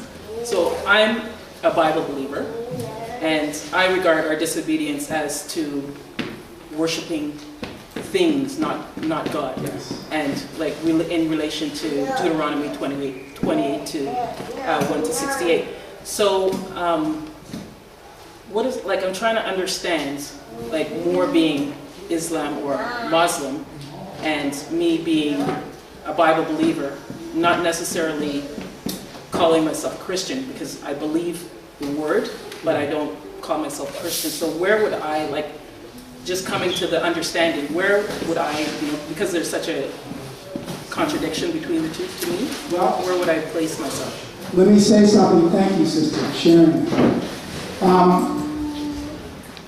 Drew Ali and the Moorish science movement, and we had this conversation too. Drew Ali did tell us that we should return the church and Christianity to the European, return it to the European, because it was established for his earthly salvation. Having said that, I think you'll be pleased to hear what I'm about to say. He didn't say return Jesus, or in Arabic, Isa, or in Hebrew, Yeshua. He didn't say return or abandon the teachings of Jesus. In fact, the Moorish Quran is filled with lessons involving Jesus from the time that he was a child on up to the time that he is an adult. Now, let me tell you something else that's happening, because I mentioned the courses that I teach on history, African American studies, and I also teach a course called Understandings of Christianity. What we know today as Christianity is largely a construction from the 4th century. Constantine, who was the emperor of the old Roman Empire, called together different bishops, different theologians, and essentially he said, there are all these diverse understandings of this man known as Jesus. You all need to consolidate. You need to homogenize, because there are different traditions. There were Christians who were known as adoptionists. There were Christians known as Gnostics. There were Christians known as Ebionites. There were Christians who were basically believers in the teachings of Jesus in ways that don't resemble what we know today. Part of what Drew Ali is doing by emphasizing Jesus is he's showing us that Jesus represents someone who is perceived as both God and man. Right? So within Christian teachings, one is saying Jesus was the Son of God and the Son of Man. Traditional Christianity, coming out of Catholicism, or even most Protestant traditions, would say that as well. But Christian communities like the Gnostics said Jesus was special. He was Son of God, he was Son of Man, but so are we all. If you have the gnosis, the knowledge, when he told his disciples, know ye not that ye are gods? What he was trying to do was to get us to understand our kinship to our Father. Now again, what I'm sharing with you is not considered traditional Islam. This will not be the Islam of the Arab world, whether it's Sunni and most Shia. This is the understanding of Islam that's conveyed by Drew Ali. What is so powerful is that theologians, including people like Elaine Pagels, who was at Princeton University, a theologian. She's a European-American woman who's written about the Gnostic tradition. Others like, what's his name? Pearson, Michael Pearson. Someone else known as Michael Connor. These are all scholars of the Gnostic tradition who are basically saying that Jesus' primary message was to teach us how to make our flesh divine. He was not telling us to pray to him. He was trying to get us to activate the divinity within ourselves. Now, those Christians...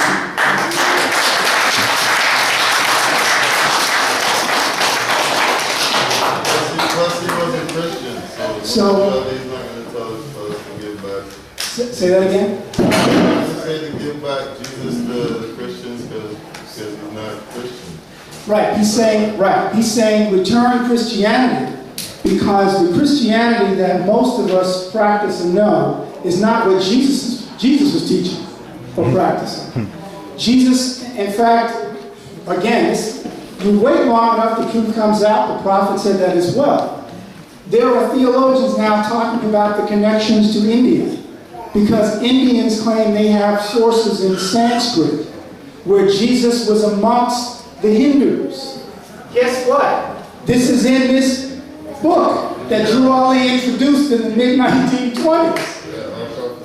Now we're finding it in more, if you will, mainstream scholarly journals. And that's the beauty of being in the position that I'm in now, where I get essentially paid, maybe not much, but I'm paid to think.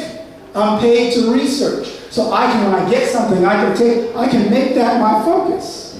But because I decided long ago I was in this to help the prophet in saving our people, right? To commit one's life to doing what you can to save humanity, fallen humanity. So I do not reject Jesus in any way, shape, or form. I recognize the teachings of Jesus is trying to convey to us how to be like him. The Gnostics, the Adoptionists, the Ebionites all got that. But they were crushed by the power of the Roman Catholic Church. And as a result, had to go underground. But bits and pieces of it would survive. Part of it would survive in communities that would be known as the Rosicrucians. Part of it would survive in communities defined as Freemasons or Freemasons. And in other areas. And now we're hearing more often about the Illuminati and the secret knowledge and all that. But people weren't talking about that when Drew Ali was on the scene. This is why this is so powerful. And I tell people all the time, keep in mind, Drew Ali was talking about this almost 100 years ago. This is new.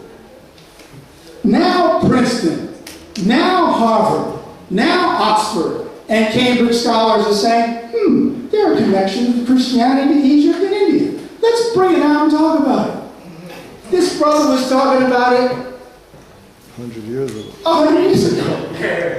That's a prophet. That's a prophet. Islam. I just want to say that you were mentioning, I think the question was, how would you fit in from a Christian perspective? And I think the thing that's interesting is that Dr. Bey said towards the beginning of this conversation that the movement is a divine and national movement, right? And so he mentioned also that the divine part has more to do with spirituality and that side of it, whereas the national part of it has to do with proclaiming our nationality. So you can, I'm a Buddhist. I've been a Buddhist for 26 years, but that doesn't take away from my being a Moor. Islam. Yeah. And in fact, no contradiction, because the prophet specifically honors Buddha.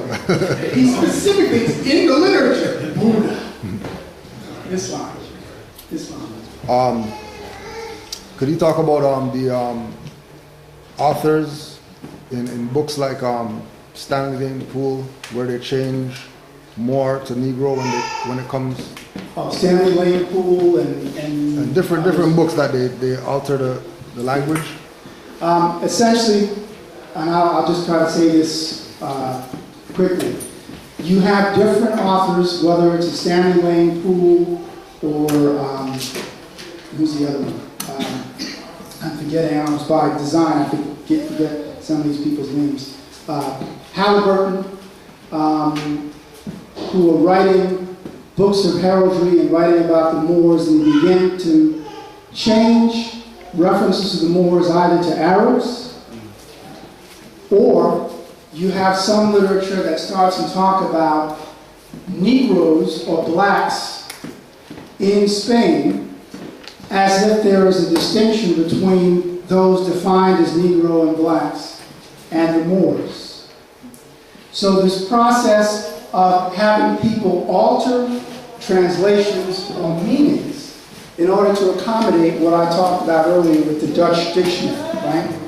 pointed out that Europeans before knew that Moors were, if you will, African people, Africoid people.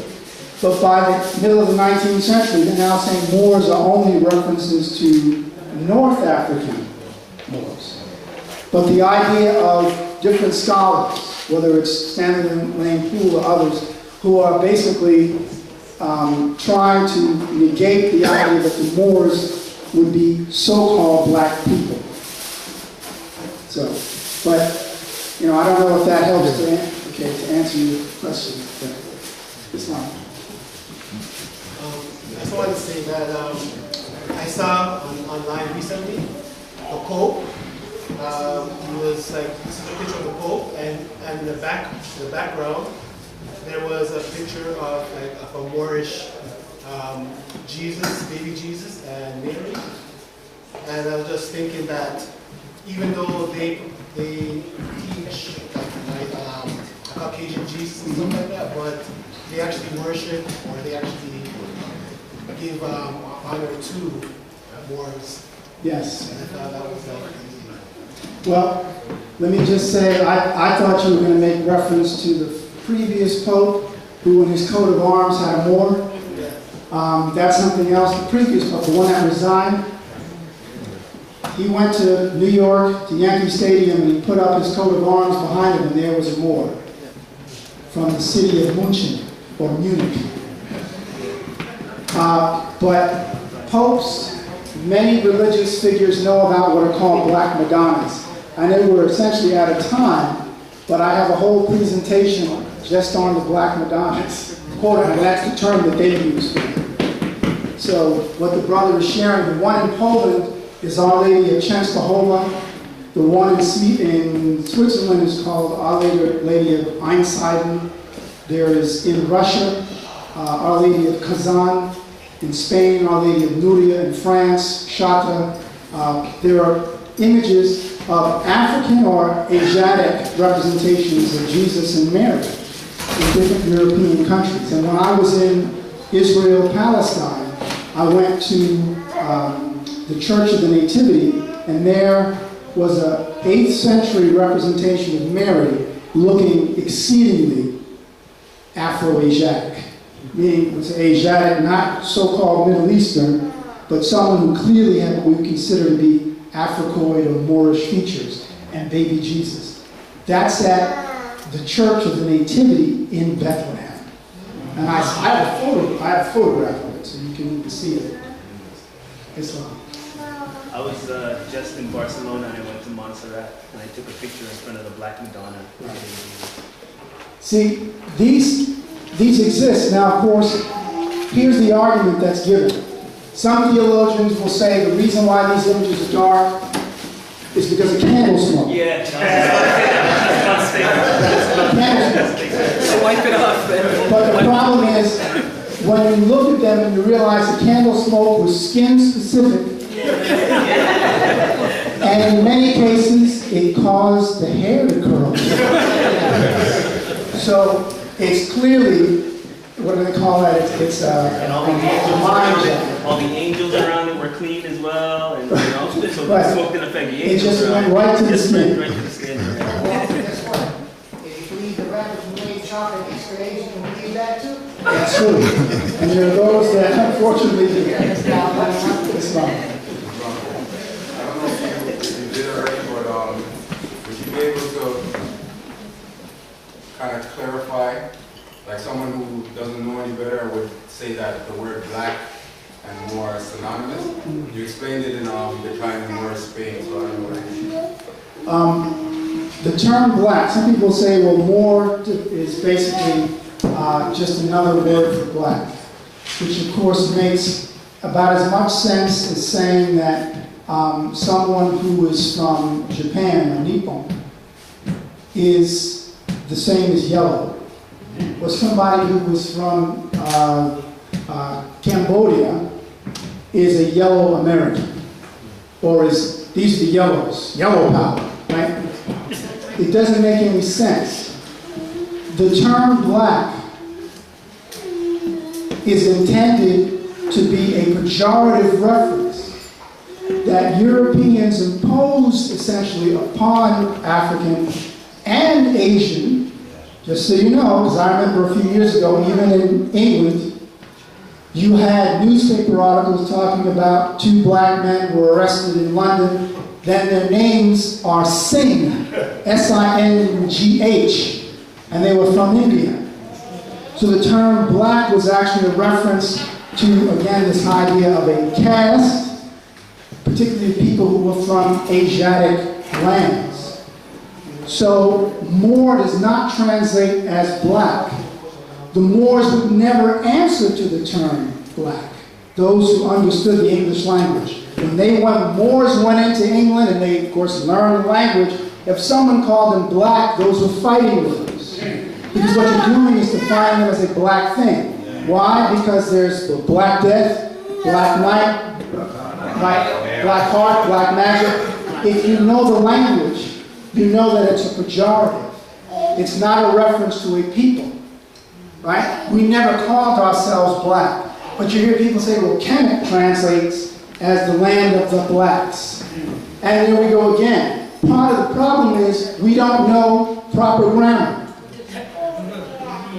Blacks, you're taking an adjective and trying to make it a noun. Right? We are a noun by virtue of being part of a nation. We're not black. Black is not our language. I mean, English is not our first language. Okay? English is not our first language. Europeans, specifically Englishmen, gave us, or we learned the English language, and we started hearing the word black and used it. Clearly, it's not a reference to people who look like this. Because if that was the qualifier, most of us do not qualify. Right? It's a reference to a caste. When people talk about the war, was the War of the Roses, you have the white rose and the red rose. During the Russian Revolution, the Bolsheviks were the reds, the House of Romanov were the whites. Everybody was Russian. But you had one group that identified with the Russian and translated into English as white, the white Russians, meaning the royalists, and then the Bolsheviks, who were the red Russians. White is a caste reference, just as black is a caste reference when it's applied to groups of people. But Moor is not synonymous with black.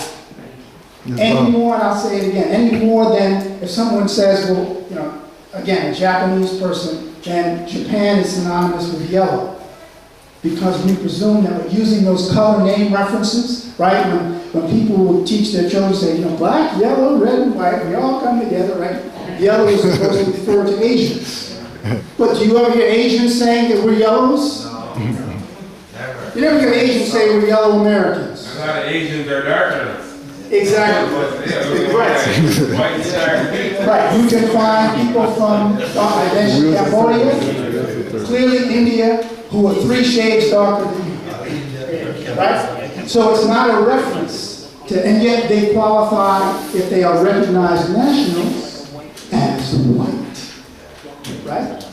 I don't know the system in Canada, but the system in the United States, Federal Directive number 15 said a white person was any of the original peoples of Europe, North Africa, or the Indian subcontinent. Black was any of the, and this was deep, any of the black racial groups of Africa. So you define black using black?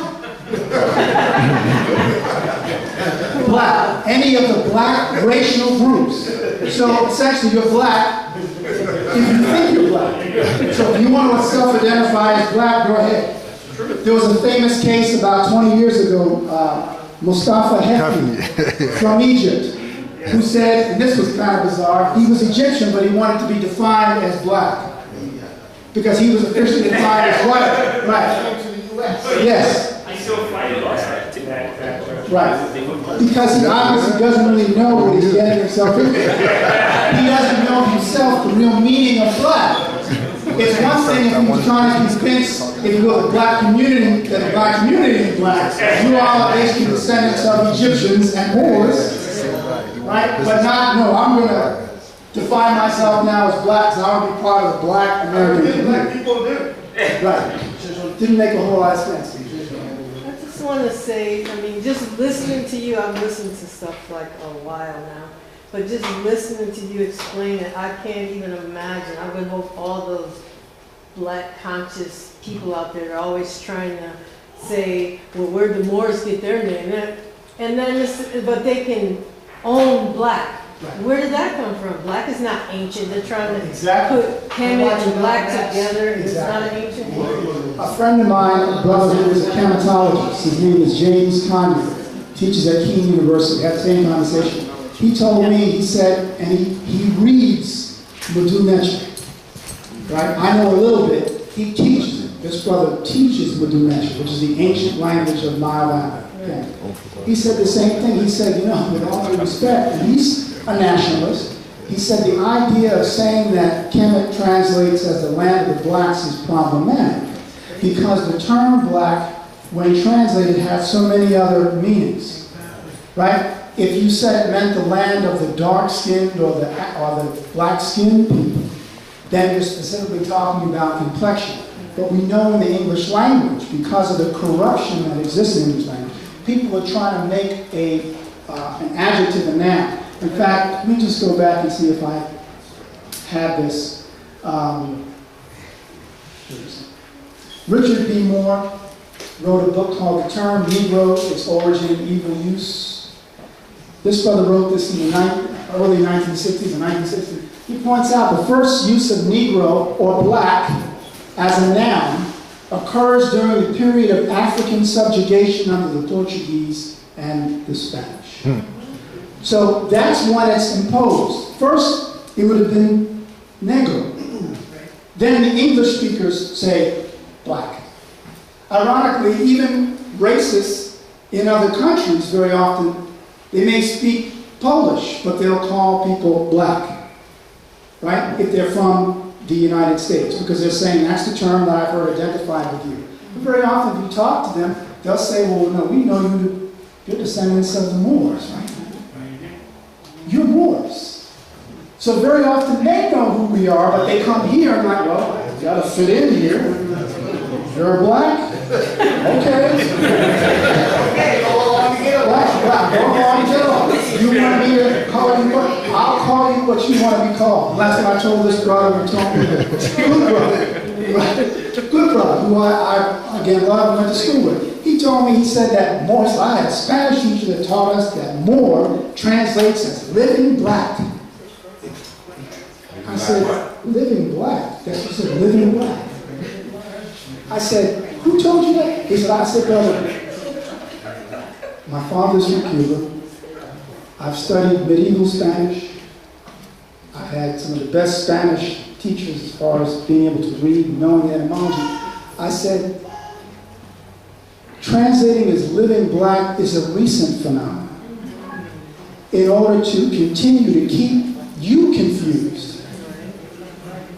Just think about what you just said. Living black. What's implied is that black is dead. So the living dead. The living dead. The walking dead. The walking dead. Zombies. And Lord is not translated as zombies. So the idea of saying that Moor means living black, I said, no, there are Spanish speakers I know, usually European Spaniards who are trying to deny the Moorish legacy, or people who are simply ignorant, because I give that to people. Some people just don't know, so I'm not mad at upset with everyone. But I said, no, brother, I said, it doesn't mean living black. It didn't mean that in the beginning. We didn't come into Spain calling ourselves Moors and then the Spaniards said, well, that means living black. Because they called us initially by what we called ourselves. It's only after we were subjugated. And when you're subjugated, you lose control of your destiny. You lose control of the terms that people use for you. I didn't even get into the downfall of the Moors, but I think there's still a YouTube video up where I talk about in detail the decline of Moorish power and prestige. But I talk about the systematic process, and that process included Spanish Catholics saying, we have to redefine you. Then we have to separate the children from the parents, because you're always going to know who you are. But if I take you out of your community, now you're over here. Negro, Morisco, Mudejar. You're raised in the Catholic school, and that's what you become.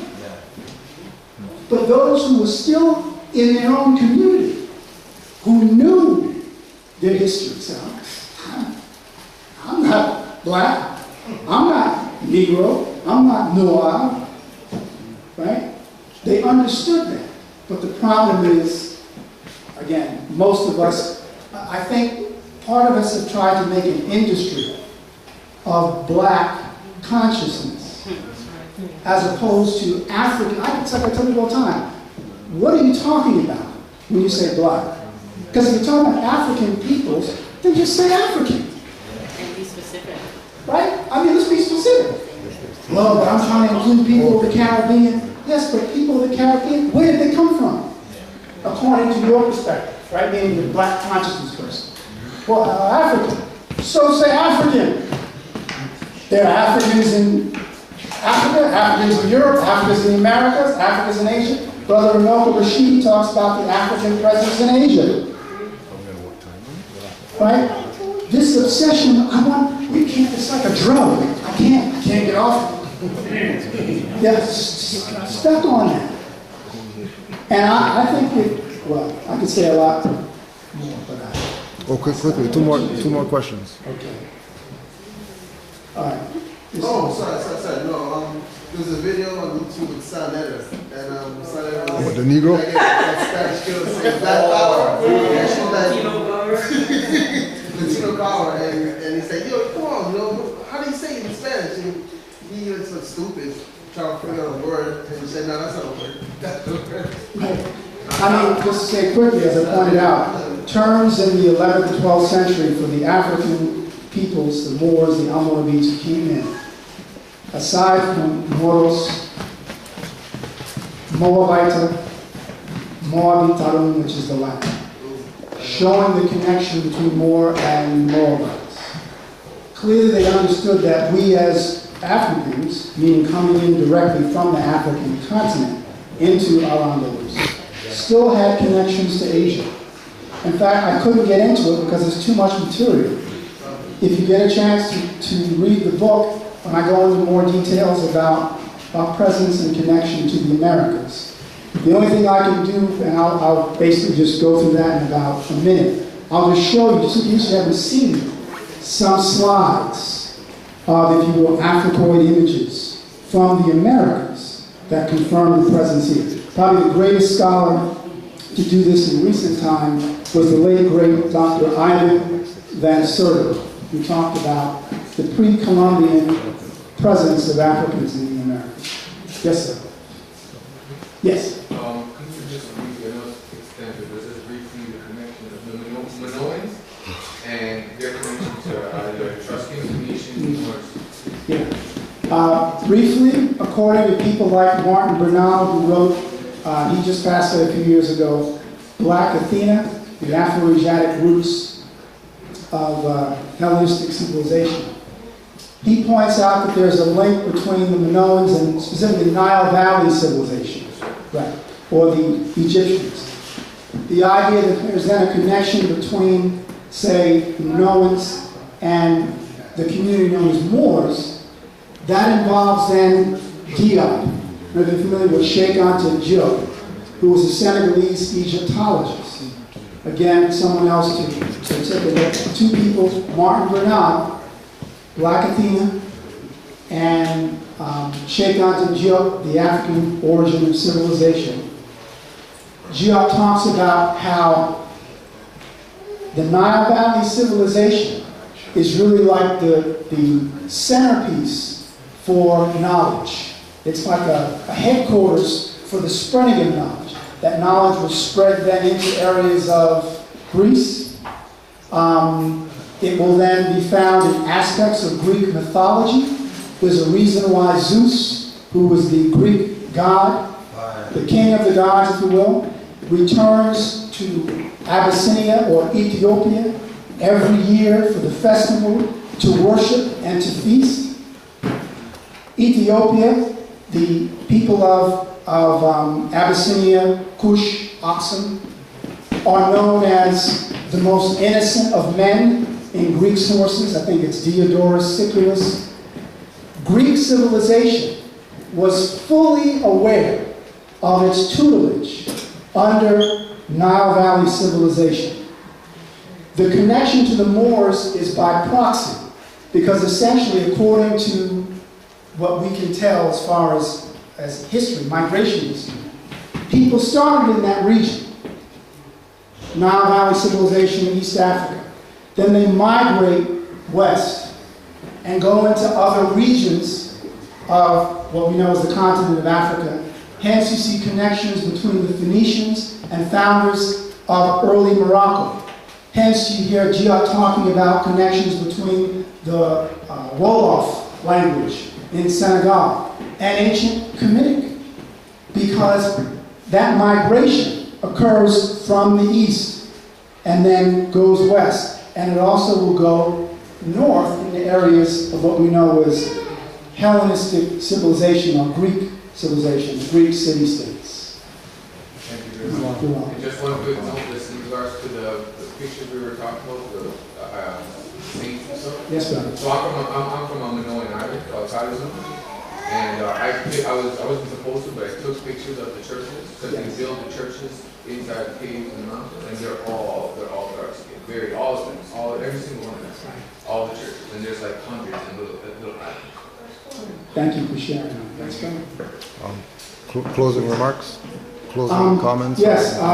Again, I mean, I said I was just going to show these images while I'm leaving. This is something you should know more about. You can ask me after the lecture if you want. Very important. And all of this information is in my book. This is pre-Columbian. This is from Venezuela. Same thing here, pre-Columbian. This is specifically described as Moorish. This was found in Mexico, in Veracruz. This is from Dr. Ivan Van Sertima's text. You see the correlation. He's showing you a Nuba system and then an image found in pre-Columbian America. Alexander von Futenau was a German art historian who was uncovering this information in the 1940s and was honest. Again, for clarity, I love humanity. I don't care what nation you're from. You're my brother, you're my sister. I have to tell the truth about what's occurred, so I, of course, will critique the negative aspects of European events. But I don't hate Europeans. There's no room for hate. We are here to learn to love. We first learn to love ourselves, then we learn to love the family. We just want the family to know some of us are waking up. Not all of us are still in Blackland. Some of us are waking up, but we essentially have to present the truth. The truth about bad news, like you mentioned before, dirty news. Yes. Also Mexico.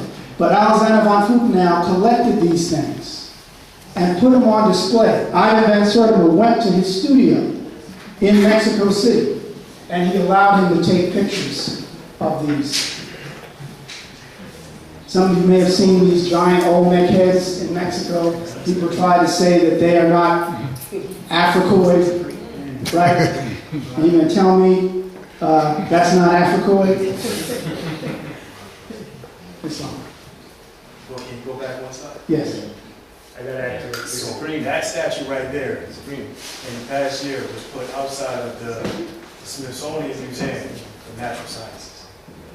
It's sitting right out there. I forget which avenue that is, but it's right there in Washington, D.C., right outside the Smithsonian Museum. That statue right there. Just a small one. This weighs between 9 and 12 tons. So you're talking about something that's huge.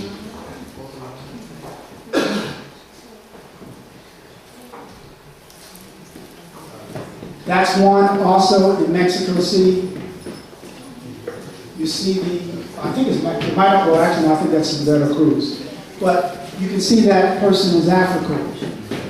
These are pre-Columbian, meaning these are between 2,500 to between the early ones I showed you from the 12th and 13th centuries. So they're between 800 and 900 years old to 3,000 years old. Is that before the Common Era? Yes. What people think is before Christ, but it's Before Christ, right, before the Common Era. Right. This is almost 3,000 years old. This one I love because it's clearly a brother in a fez. Clearly a brother in a fez, and this is found in Mexico. Pre-Columbian. I just showed this. This was the Egyptians protesting British colonial rule. They all have their fez. How's Bush on? That's another discussion even about this and Ataturk and etc.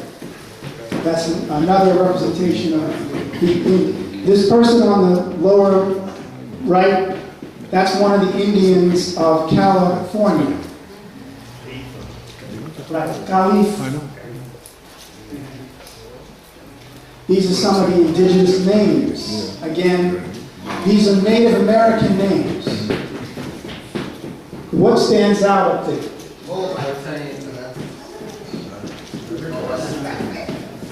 In particular, which name?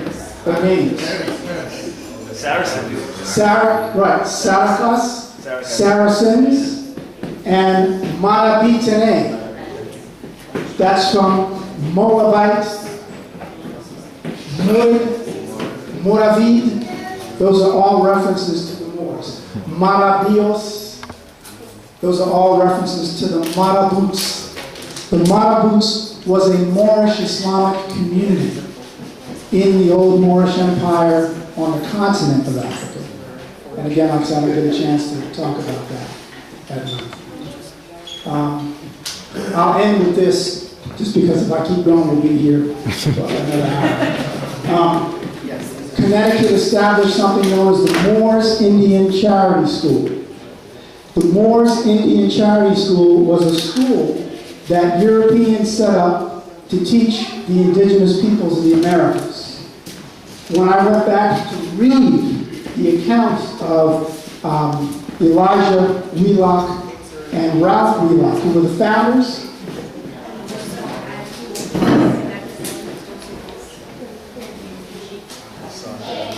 they didn't refer to Jesus as God.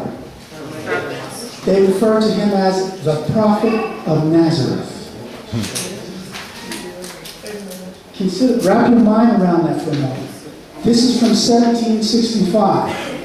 The Moors Indian Charity School, established to teach indigenous peoples who were trying to learn about the ways of the European system. But when they set the school up, they didn't present Jesus as God. They presented him as a prophet. Why? Because they knew that the Native Americans themselves understood the concept of prophethood.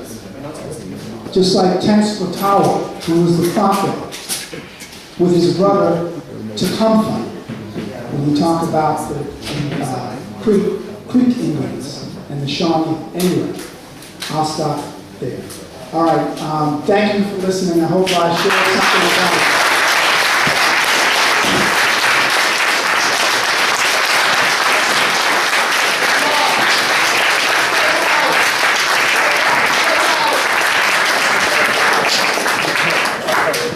All right, okay, you can stay on your feet. Let's give it up for SetenRa Bey.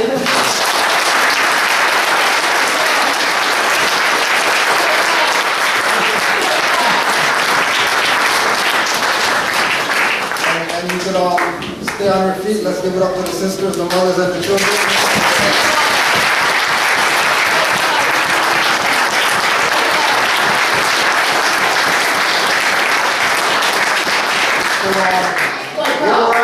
One more.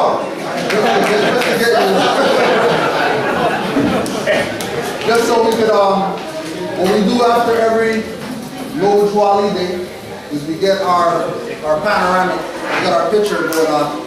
So before we start doing the cleanup and whatever else, we're gonna ask all the tall people in the back, everybody else in front, and then the sisters immediately in the front chairs. And we're going to do it against this wall.